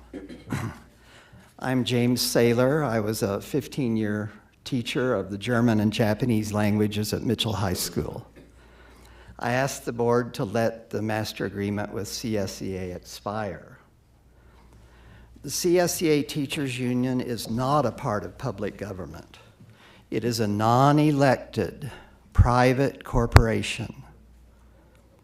The D11 School Board has been bargaining away the authority of the citizens to the private corporation CSEA for 56 years. Bargaining away the authority of the citizens is the school board's choice. There is no law that requires it. In bargaining, the school board creates a special right for the union bargaining team to participate in the most important decision-making over D11. As the board creates no such special right for the citizens of D11 have become second-class citizens. The master agreement is more than a contract for services. Article 5 expressly gives the agreement precedence over the school board. This violates a foundational principle of American public government, which says that a private interest should not have authority over public government. Article 5 gives the agreement precedence over school principals. Principals cannot lead the faculty adequately. Just 2.5 hours per month in 2 meetings of 1 hour, 45 minutes each, not nearly enough to lead so complex an institution as a modern public school. Nor can they lead the teachers and the parents together. Teachers are not backed because the principal doesn't have the authority. Parents are not informed. It is every teacher and parent for him or herself. When their students do not achieve, the adults mistrust each other. Teachers pay the nearly $1,000 dues of the private corporation CSEA for protection from the principal and the parents. Positive adulthood in our schools has been lost. Allow this 56-year-old contract with a non-elected private corporation to expire. On behalf of all the citizens of Public School District 11, reclaim your constitutional authority. Thank you. Thank you. Mr. Zach Krabel, Zach Krabel.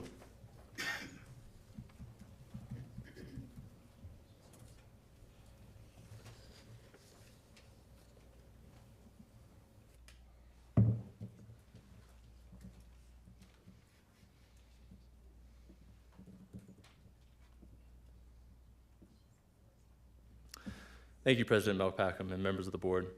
My name is Zach Crable, and I'm an attorney residing in District 11. I have been asked to speak tonight on behalf of several District 11 teachers who have chosen not to be members of the Colorado Springs Education Association. While they wanted their voices to be heard, these teachers are concerned that speaking publicly before the Board of Education might provoke reprisals or harassment from some CSEA members within their schools. For this record, these teachers do not support the CSEA, the CEA, or the NEA. They are not aligned with the efforts of these organizations to promote left-leaning candidates and causes using membership dues. These teachers don't believe the CSEA should be using public schools, resources, and personnel access to promote their political platforms or ideologies. These teachers have shared troubling accounts of union-related activities occurring during school hours. Specifically, union members have been promoting CSEA petitions and postcards, often in aggressive and persistent ways. Teachers who declined to sign these materials were repeatedly approached, creating a workplace environment that felt pressured and uncomfortable. This behavior is particularly concerning because it is happening inside taxpayer-funded public schools. In addition to these in-person actions, these teachers have expressed alarm over the intensity and frequency of social media posts by the union in recent months. These posts have urged members and non-members alike to demand that the board renew the master agreement. One such post concludes, quote, "The fight has just begun," end quote. In at least one of the union's contract organization meetings, attendees were informed that the union plans to, quote, "generate a crisis and a credible threat," end quote, to force this board to back down if it doesn't renew the master agreement. I understand at least one personal threat has been sent to each of you by a member of the CSEA. This type of rhetoric, combined with the reported actions inside schools, has created a climate of fear and intimidation across the district. I would urge this board to carefully evaluate whether the master agreement serves the best interests of students and their educational outcomes. 16 out of 17 school districts in our county operate without a master agreement, and most of these districts outperform District 11. Statewide, more than 75% of school districts function without such agreements. As an attorney, I'm particularly concerned with Article 5 of the Master Agreement, which appears to grant the union significant authority, potentially exceeding that of this elected Board of Education. In its newsletter, the union stated, quote, "Our contract gives us the right to teach controversial issues, given that the lesson is age appropriate. Our contract allows us to determine instruction appropriate for our students," end quote. This framing suggests that the governing authority is the contract itself, not this board. For 56 years, previous boards have ceded significant rights and authority to the union through successive agreements. This moment presents an opportunity for you to reclaim those rights and fulfill the responsibilities entrusted to you by voters like me in District 11. I urge you to assess whether this master's agreement in its current form contributes to the performance and development of our students. If it does not, I respectfully recommend reconsidering its renewal or renegotiating terms that prioritize educational excellence and fiscal responsibility. Thank you for your time and consideration. Thank you. Ms. Stacy Adair.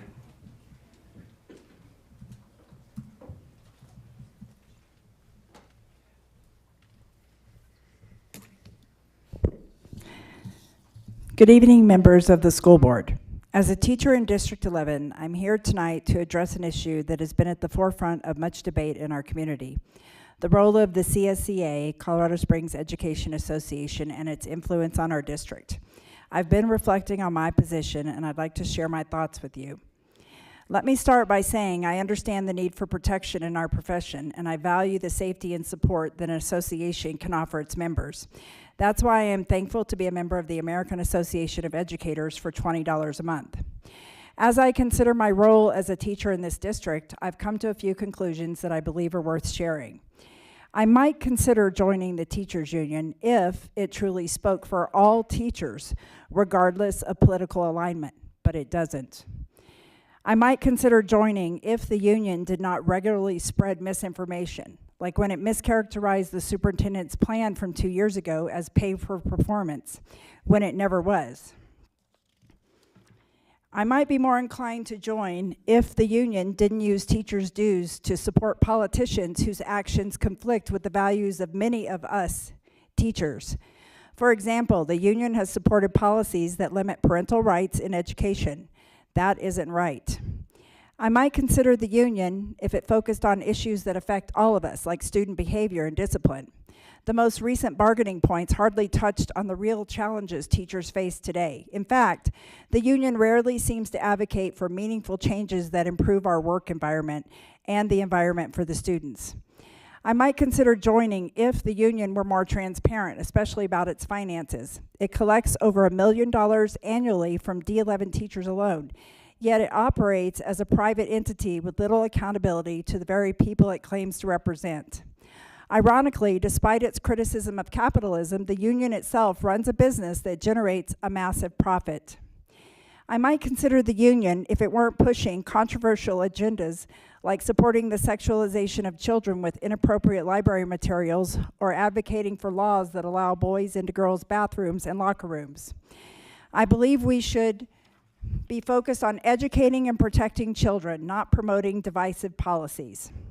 But most of all, I might consider joining the teachers union if it focused on the real issues that teachers face every day, like student behavior, academic standards, and classroom management.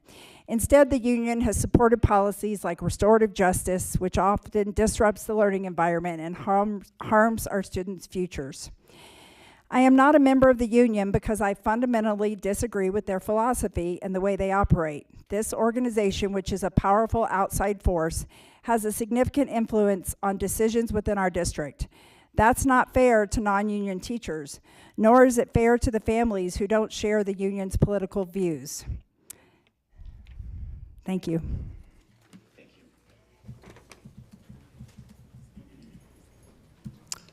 Mr. Larry Langston. Larry Langston.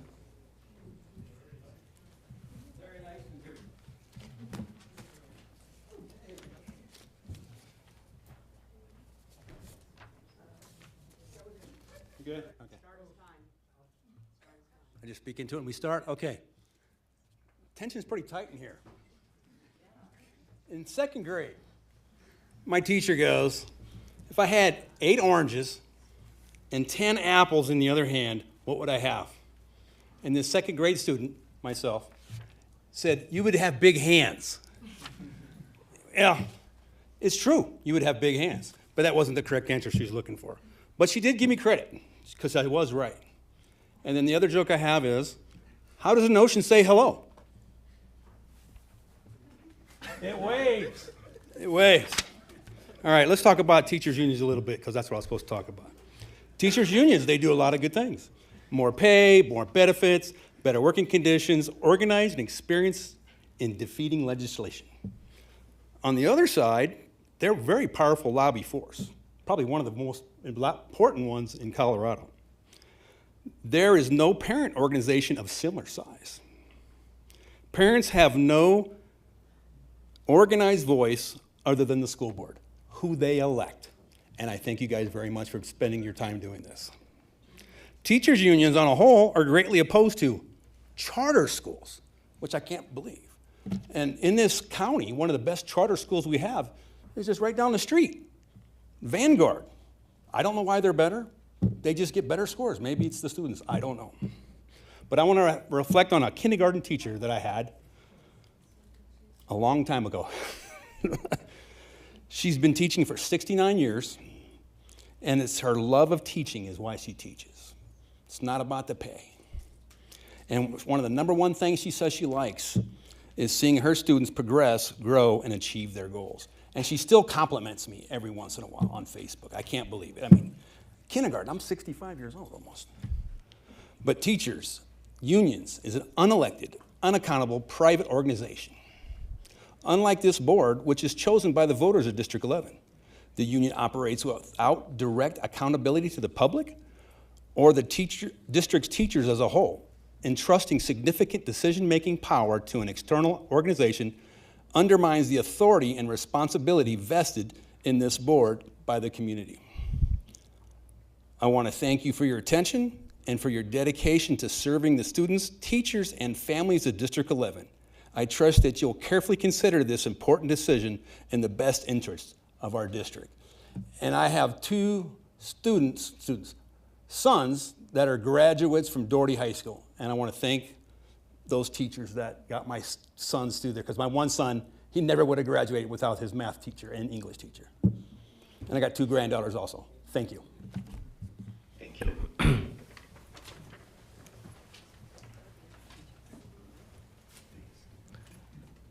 Kelly McDonald. Kelly McDonald.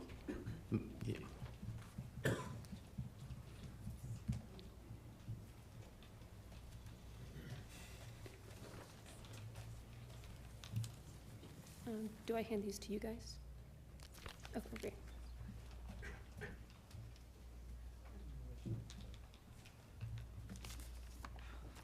So I missed the memo. I'm not here about unions. I'm here about public school food waste reduction.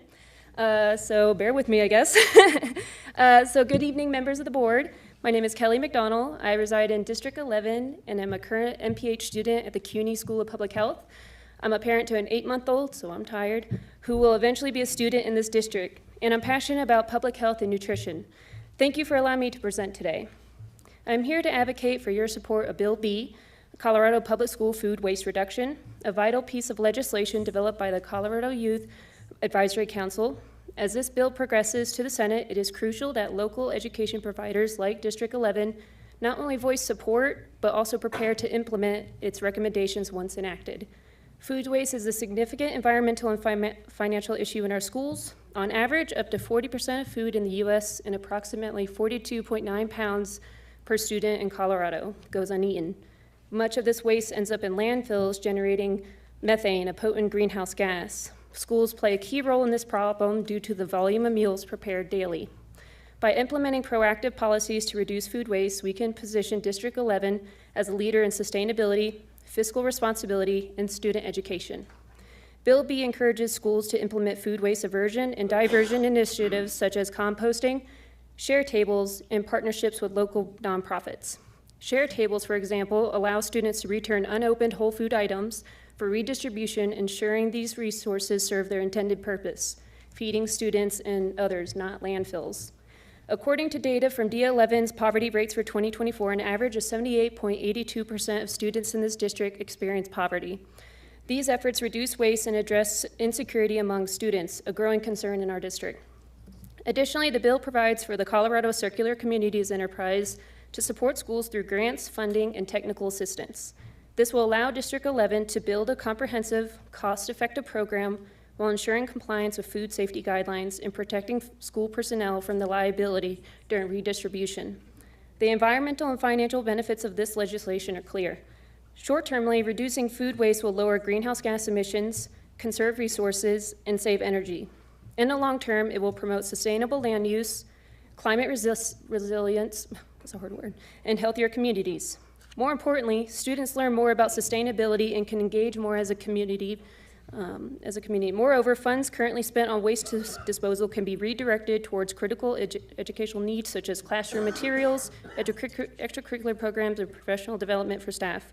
To maximize the benefits of this initiative, I urge the district to take proactive steps such as preparing to apply for grants, identifying and training staff to apply for available funding once the bill is enacted, and piloting a share table program.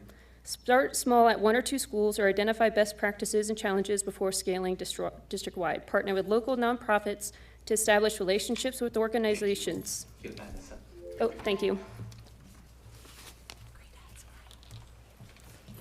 Thank you.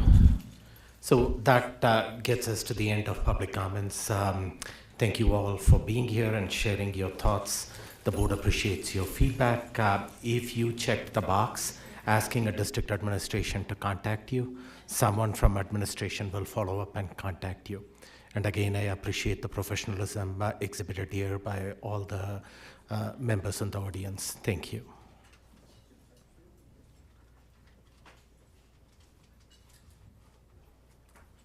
Okay, we have a group exiting the boardroom. I'm just giving them a minute to exit the boardroom. Okay, thank you. Moving on to the next item on the agenda, board member reports. Board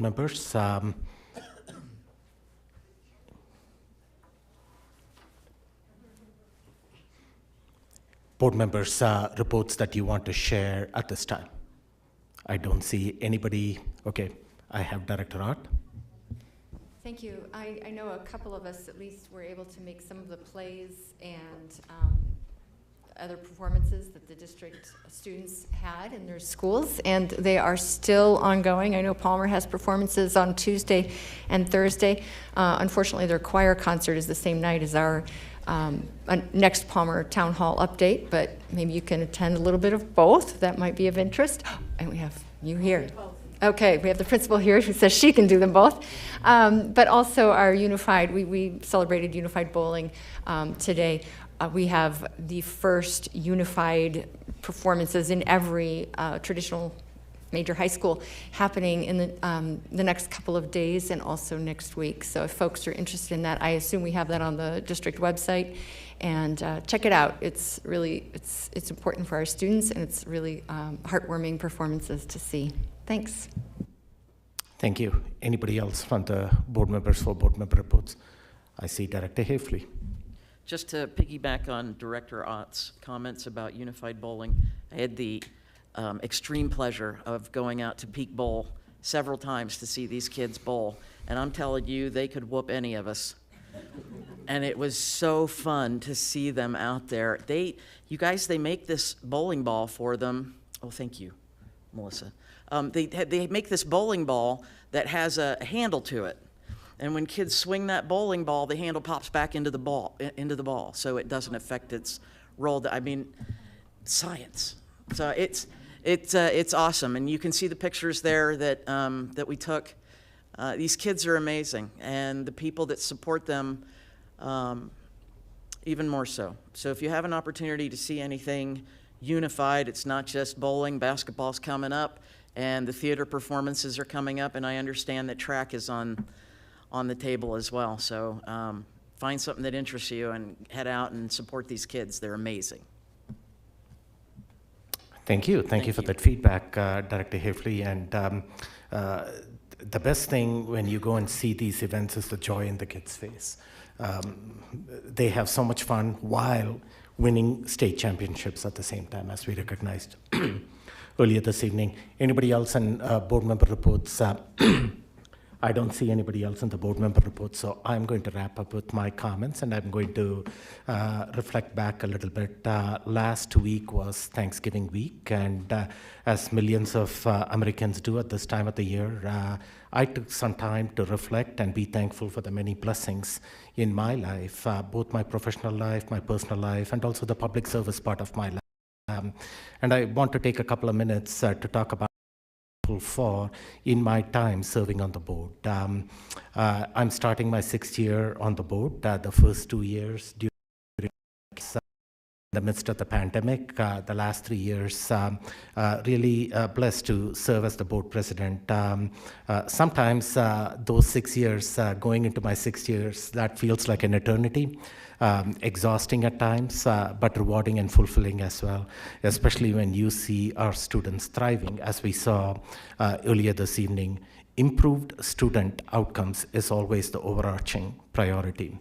And serving on the school board, there is no greater obligation than to ensure every student is grade level proficient and prepared for success. So it was very alarming coming out of the pandemic in 2022, the state of the school district. Enrollment was down. 15 schools were on the state watch list as PI or turnaround schools. And these are the schools that are categorized as underperforming. 65% of our students were not grade level proficient in English, reading or writing. A whopping 75% of students were not grade level proficient in math. Honestly, as elected officials, we were failing our community. Fast forward 2 years, this is where we are. The DPF, which is the District Performance Framework, a state score that is assigned to every school district and measures the overall academic performance, has improved from 47.1 to 51.4. First time in 5 years that D11's District Performance Framework is above 50%. We improved 3.9% in the DPF this last year from 2023 to 2024. That's 3 times more than what was expected from CDE, and the second highest jump in district performance framework for urban school districts in the state. And if you go to the next slide, Ms. Olson, thank you for running this. And these show the number of schools in 2022 that were on the state watch list, and those were performance. If you look in the far left, in 2022, we had 33% of our schools on the state watch list. Fast forward 2 years, we have 6% of our schools on the state watch list. Only 3 schools, elementary at the elementary level, Adams, Galileo at the middle school level, and Mitchell still remain on the state watch list. 15 to 2. And while at the same time, if you look at the performance schools, we had 47% of our schools at performance. Now we have 70% of our schools at performance. And we recognized several of those schools as performance with distinction earlier this evening. We are, as Superintendent Gall used to say, growing the head and shrinking the tail. And these are the 32 schools categorized as performance schools this year. And we need to do the work to catch the rest of the schools as well. The schools in gold are the schools that were newly added as performance schools at the end of the state testing this year. Steady improvement. Some schools, when you look at the CMAS student proficiency rate in English and math, I told you 65% of our students were not grade level proficient in English, and that was in 2022. We are steadily improving that performance proficiency of our students, both in English and math. Still, I would be the first one to say that considerable amount of work needs to be done. The work is not done, but we are progressing in the right trajectory. And we cannot rest until each and every single student is performing and set up for success. But the trajectory that District 11 is headed in is upwards. We have more academic choice and pathways for our students. We have state-of-the-art track and field at Dorothy, Coronado, and Mitchell. Palmer is set for a $100 million renovation. Promise scholarship at Pikes Peak State College for every D11 graduate. We focus on peak experiences outside of the classroom for our students through internships, apprenticeships, study abroad, and CTE opportunities, some of which Superintendent Gall talked about in his superintendent report. I am proud of our collective success over the last couple of years. And the board, honestly, has only a limited role to play in it. As stewards of taxpayer dollars, we have the responsibility in budget decisions, and we have directed the district's limited funding dollars closest to students in the classrooms and set the overall vision for the district. But the unprecedented growth in student success is to the tireless efforts of our staff. It starts with Superintendent Gall, who has been there for every step of this journey when the board hired him in 2022. His administrative staff that are lined on both sides of this room, the principals in our school buildings, and of course our teaching and administrative staff. Any teachers in the room out here?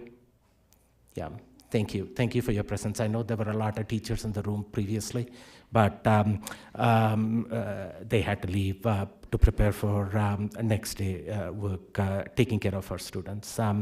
So the success of what is happening is a reflection of all your hard work and commitment. And what the culture that we have right now in District 11 is rooted in accountability and excellence. Each one of you leaning in and lifting our students up for success and providing opportunities for our students that they did not have yesterday. As we go into this holiday season, I'm thankful. I'm thankful for each and every one of you. My colleagues on the board dais for demonstrating courage by taking tough decisions when necessary. Superintendent Gall for always prioritizing student success. The administration leaders for leaning in and supporting schools. Teachers and support staff for ensuring that you are preparing and delivering high quality instruction in every single classroom. Parents for your partnership in our journey to excellence. Thank you. We have come a long way in 2 years, and the journey is still the journey is just beginning. But with your help, we will achieve excellence in D11, and D11 is poised for success. Thank you. And that's the end of the board member reports.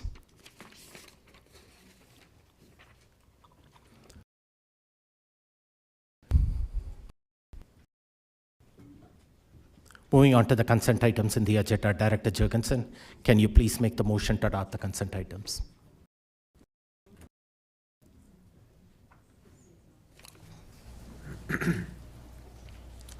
I move that the Board of Education adopts all consent items as designated in the agenda.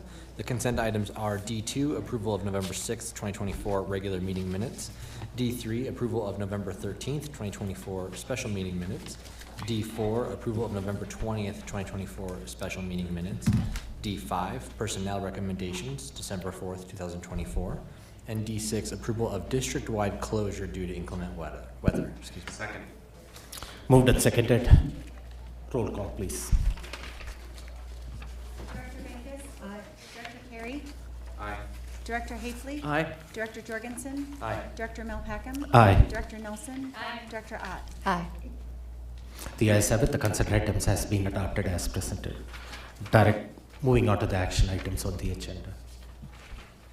Director Nelson, can you please make the motion for action item E1, Board of Education priorities? I move that the Board of Education adopts the revised Board of Education priorities. Second. Moved and seconded. Now, the board has considered this board priorities and reviewed this information at the work session and again during the October 2nd regular board meeting. Board members, we have just to talk to the audience and also the people at home, we do have the new board priorities that are on the banner up against the wall out there. Board members, do you have any comments before I call for roll call? Okay, I don't see any comments, and I will be brief on it. The overarching board priority is improved student outcomes.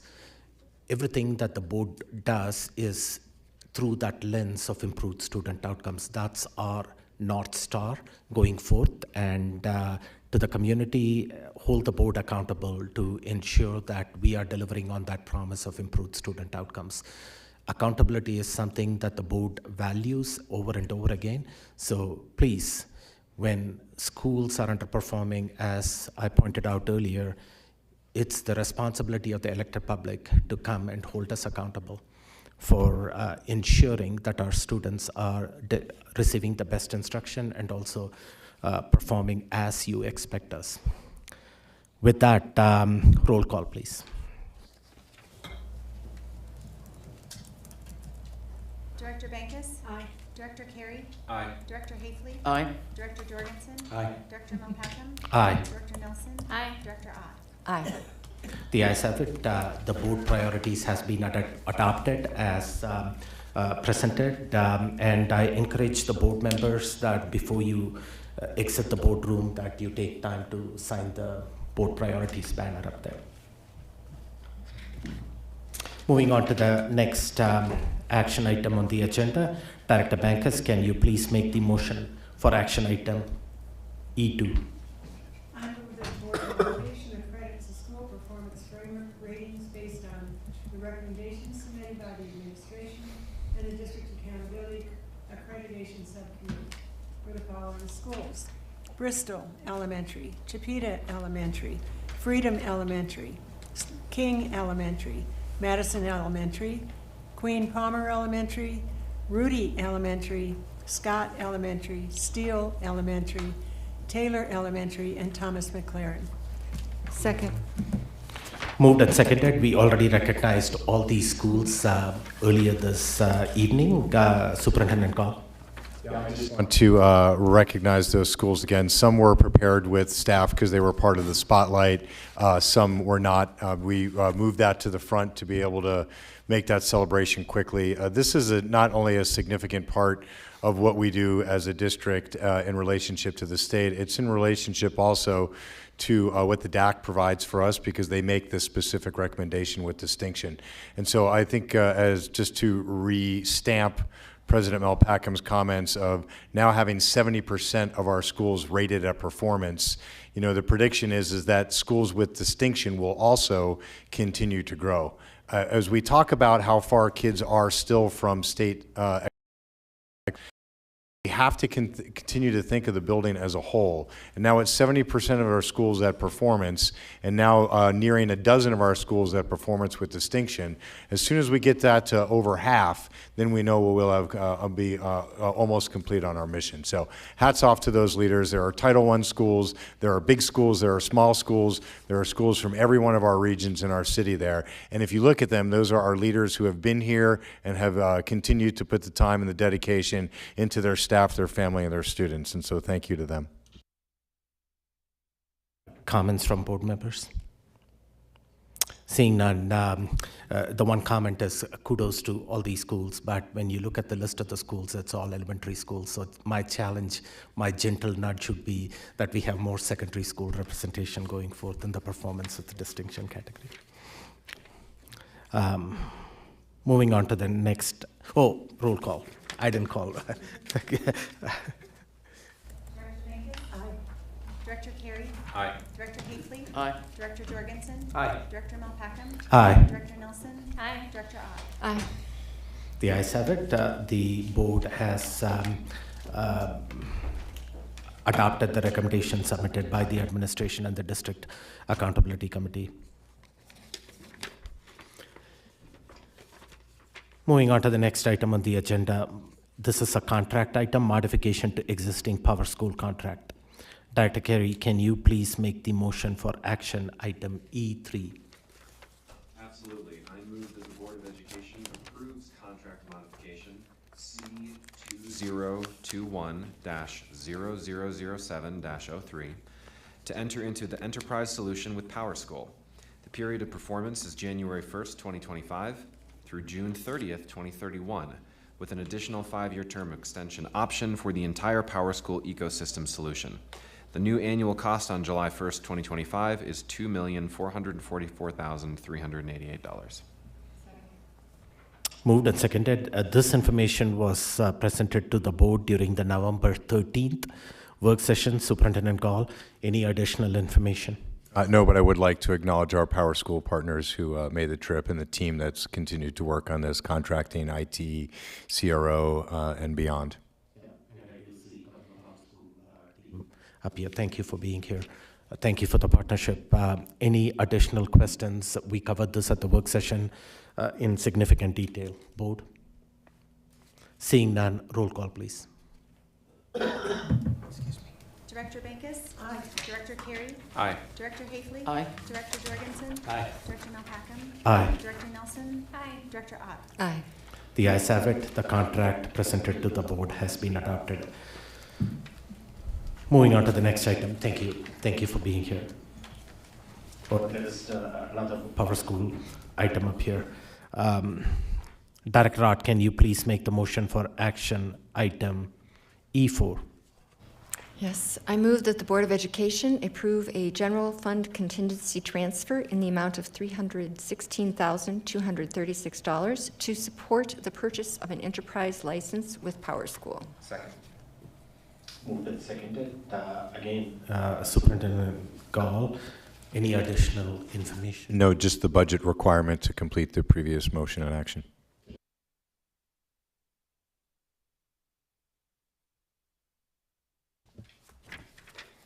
Director Bankus? Aye. Director Carey? Aye. Director Hafley? Aye. Director Jorgensen? Aye. Director Malpacum? Aye. Director Nelson? Aye. Director Ott? Aye. The ayes have it.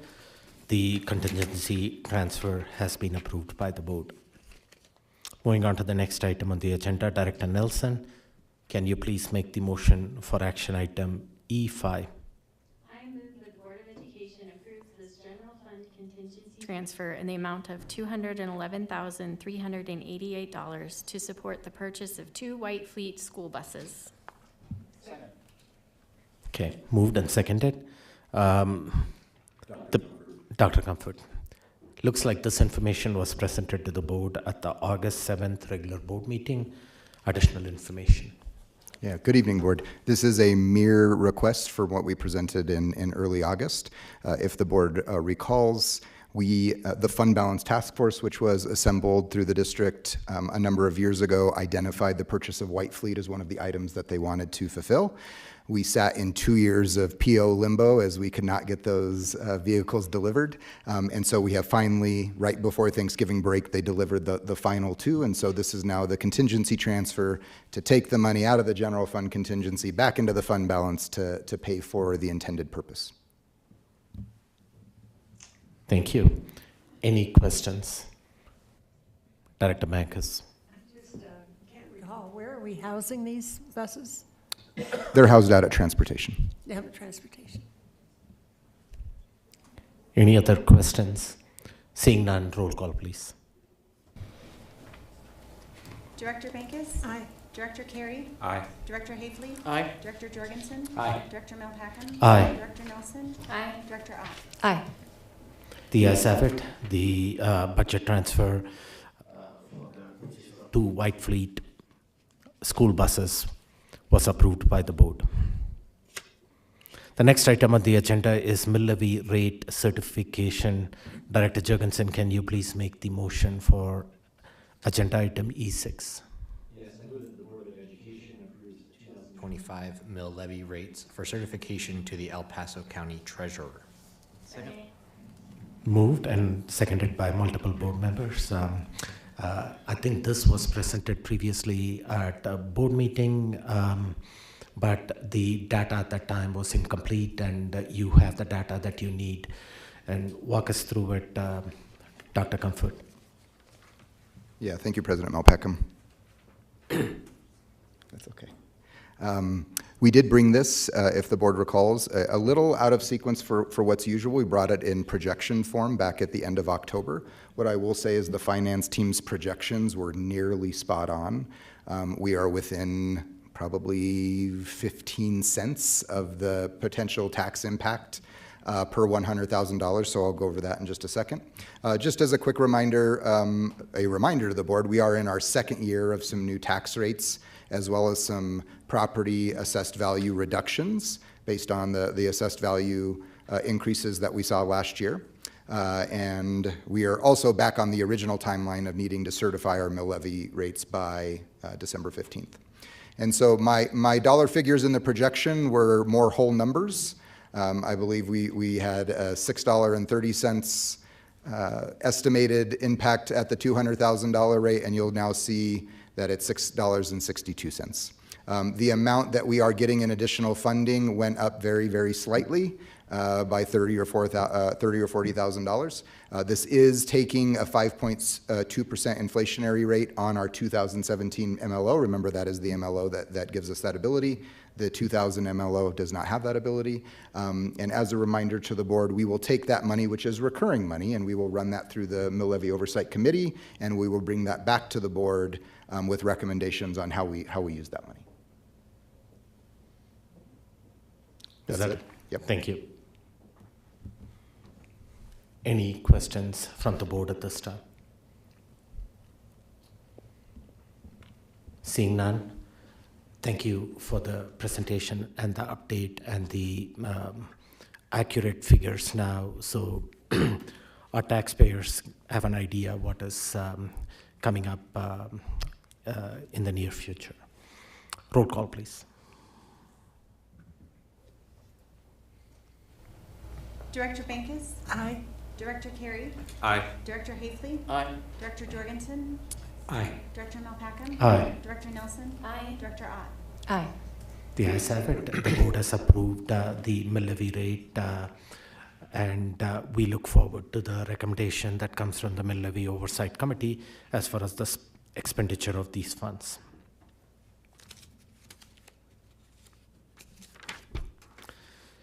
Okay, we move on to the non-action item on the agenda, designation of official posting location for Board of Education meetings and notices. This is an annual agenda item required by state statutes, and the posting is right outside the boardroom. That's what that is. Is there any additional information we need to know, Ms. Sartmer? It's just required that you approve this in the first meeting of the calendar year, which will be coming in the next meeting, so it's on action tonight, and it'll go action there. We do have a project in place right now. We're getting cost estimates to update the old bulletin board we have to a digital screen to be able to post those there, so we'll bring that to you in January. Okay. Thank you. Can this item be moved to consent? It can. Is the board comfortable moving this to consent? Okay.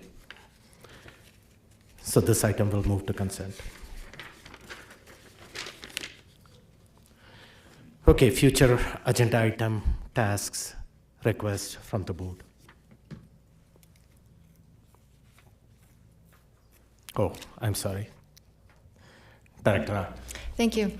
As a board, we have seen in our personnel recommendations an increase in the number of terminations per board policy, and at the same time, we have heard from a couple of employees who believe that they have been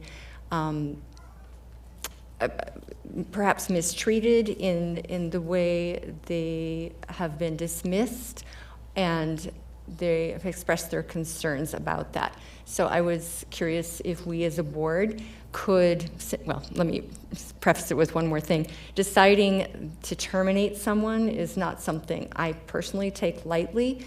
And so I did make some inquiries, which President Malpacum can probably share with you, or I can, about at least one of the employees, and we'll be following up on another one. The employees have expressed that we don't care about them, and that in conversations I've had with one or two of them, and also that the process is unfair, or that they feel retaliated against, or that they did not have the ability to have representation when they were brought in with the district. So I was wondering if you all would be agreeable to have an update maybe on our HR practices, so we as a board can better understand what representation looks like, and when exit interviews are required, when they are not, because personally I think having an exit interview from every employee would be a good idea if they're exiting, even if they're terminated. So I recognize there are always two sides to every story, maybe more, but I do think that would be something that we could look at and better understand from our talent management department.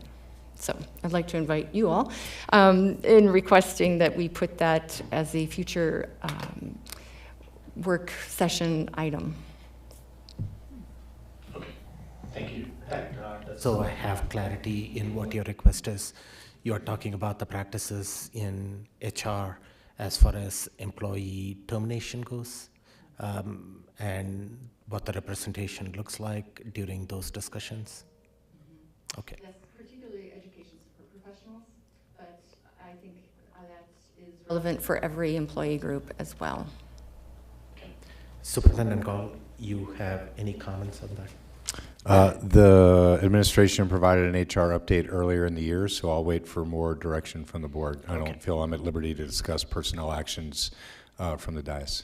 Okay, thank you.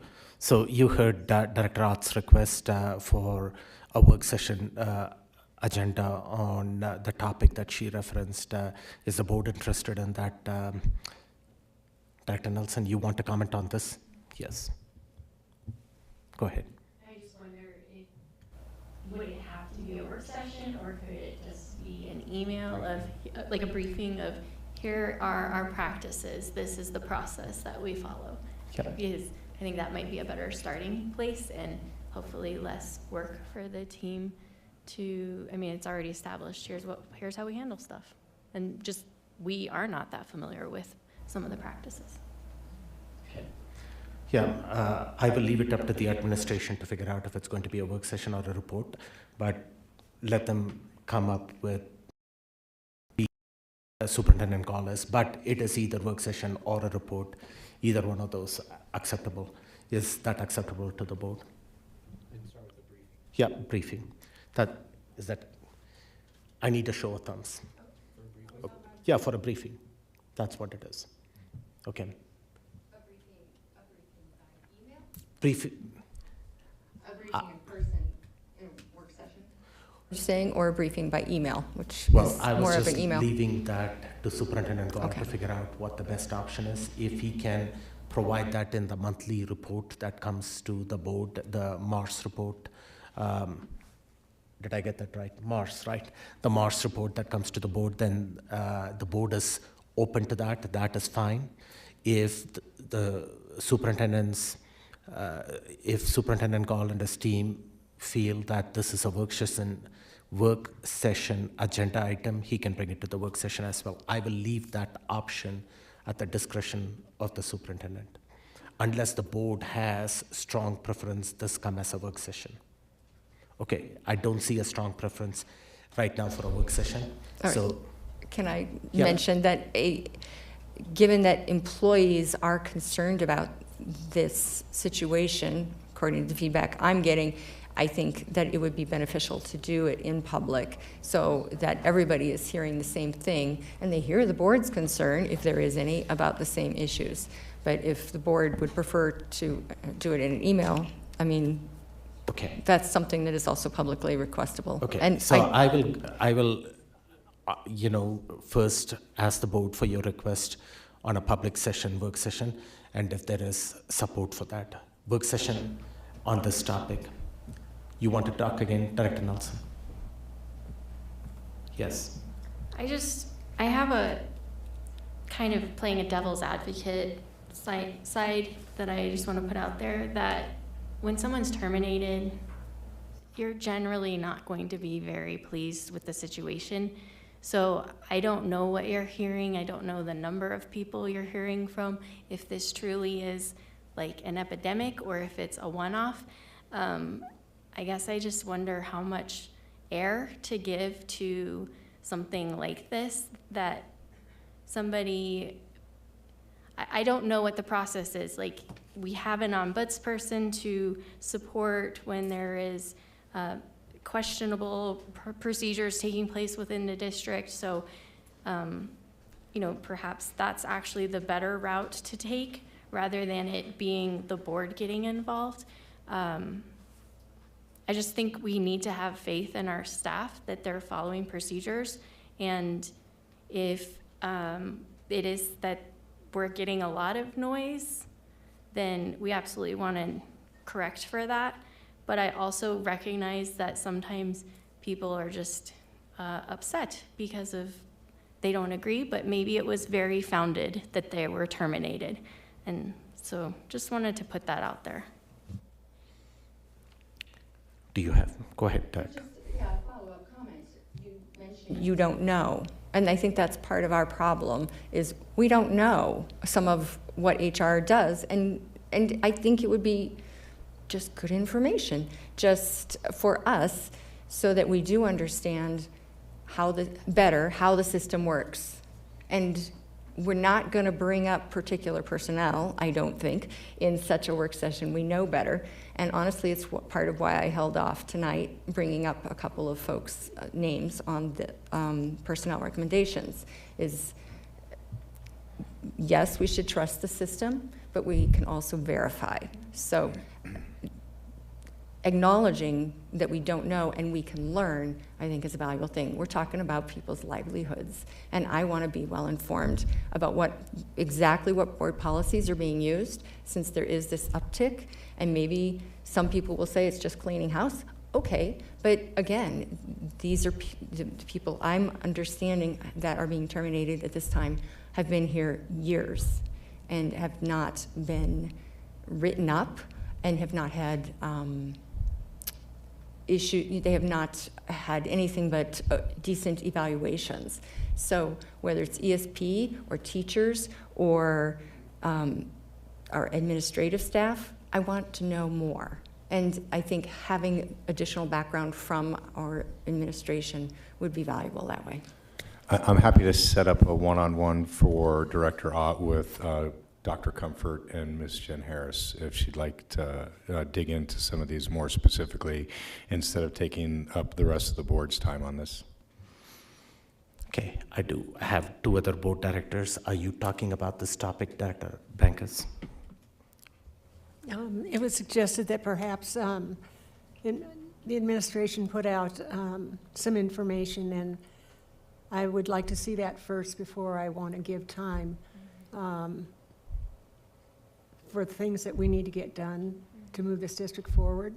So I would be in favor of having some sort of a response from staff, whether it's in the superintendent's report, whether it's an email, but something that just kind of covers what we're doing. And should it rise to information that's not clear or that needs to be fully investigated, pulled apart, whatever you want to use, then we could go forward. But at this point, I don't want to give time, board time to go any farther. Okay, thank you. Director Hafley? Is it on the same topic? It is. Okay. I would support Director Ott's request. And in response to Director Nelson, we don't know, so let's find out. These are real people, real livelihoods, so I would be interested in being a part of that meeting as well. Okay, so to summarize this conversation, Director Ott made a request, and several board members have offered their thoughts. And then Superintendent Gall also offered to set up a meeting, a private meeting, one-on-one with Dr. Comfort, so the questions and concerns that Director Ott can be addressed. In addition, the board will be presented if I heard that information right, some type of information in the monthly report. When I say some type of information, it is specific to what Director Ott requested, and Director Hafley also wanted to find out the same information that Director Ott requested. And Director Hafley, are you comfortable with that one-on-one meeting that Superintendent Gall suggested? Yes. Okay, so right now, board, I'm proposing this, and I need the thumbs up from you in that regard.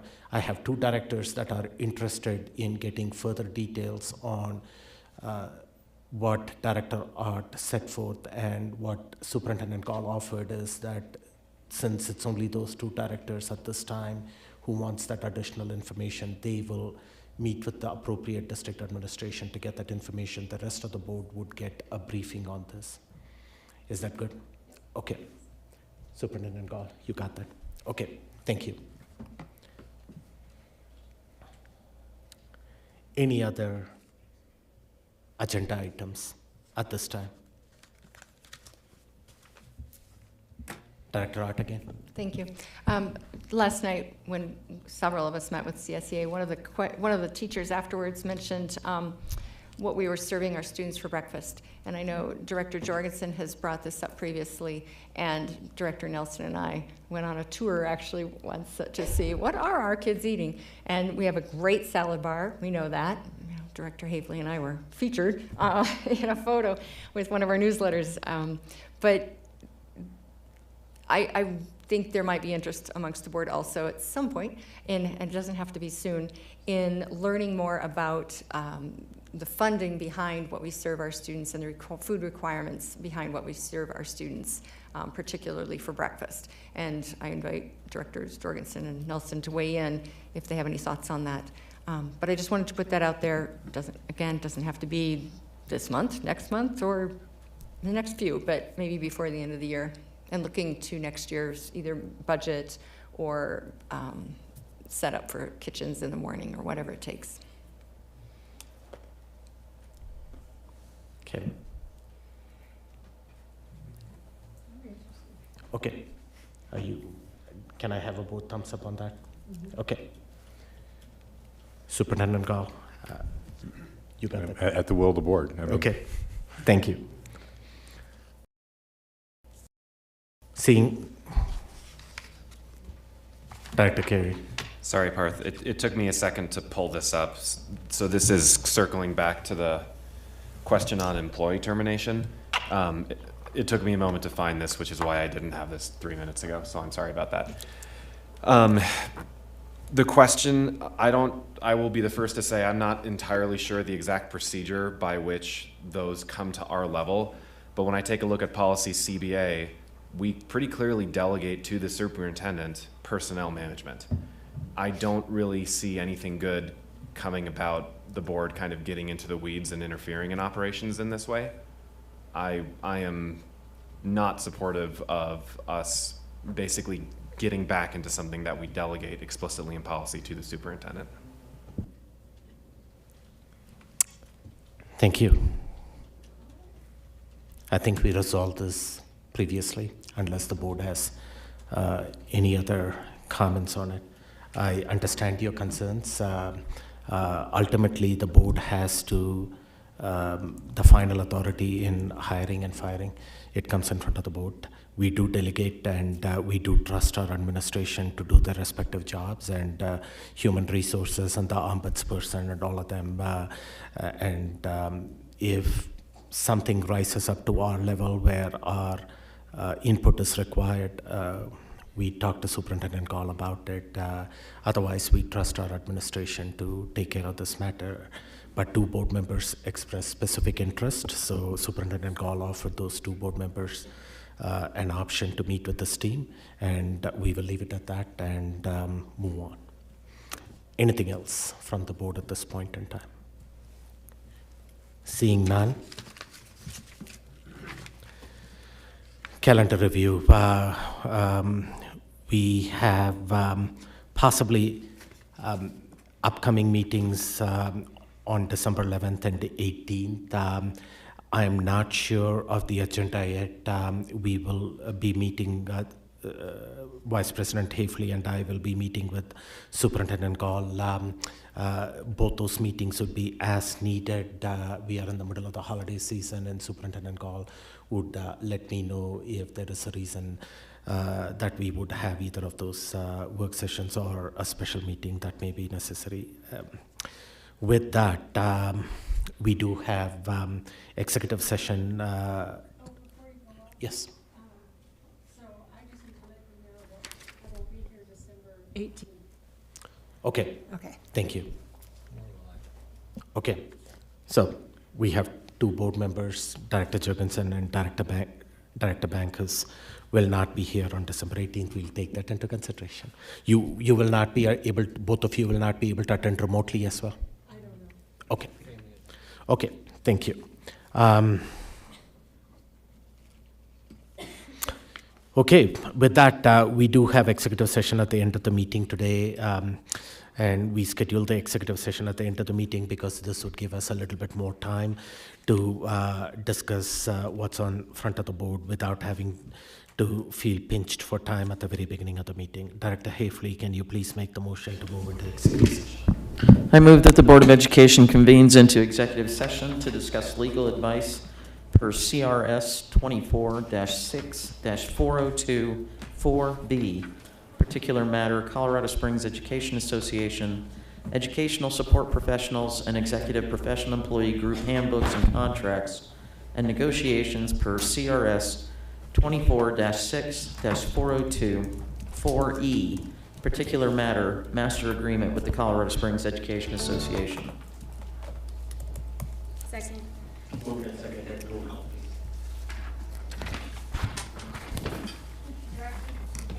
Aye. Aye. Aye. Aye. Aye. Aye. Aye.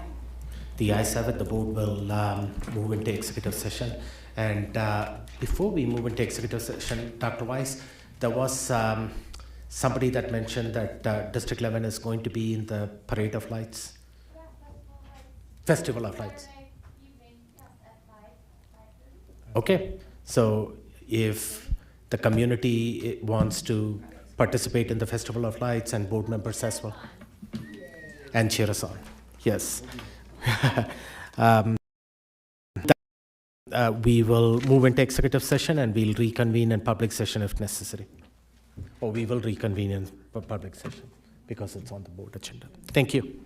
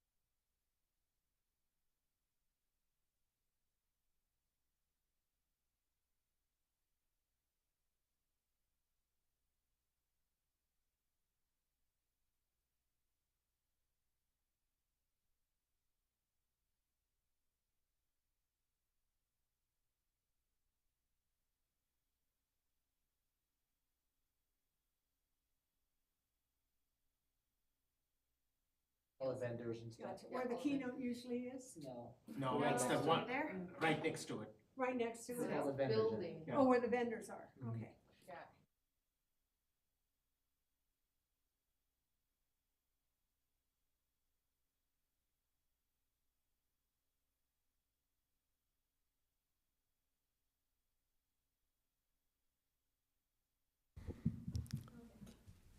Okay, wow, that's loud. Maybe it's the empty room. The board has returned.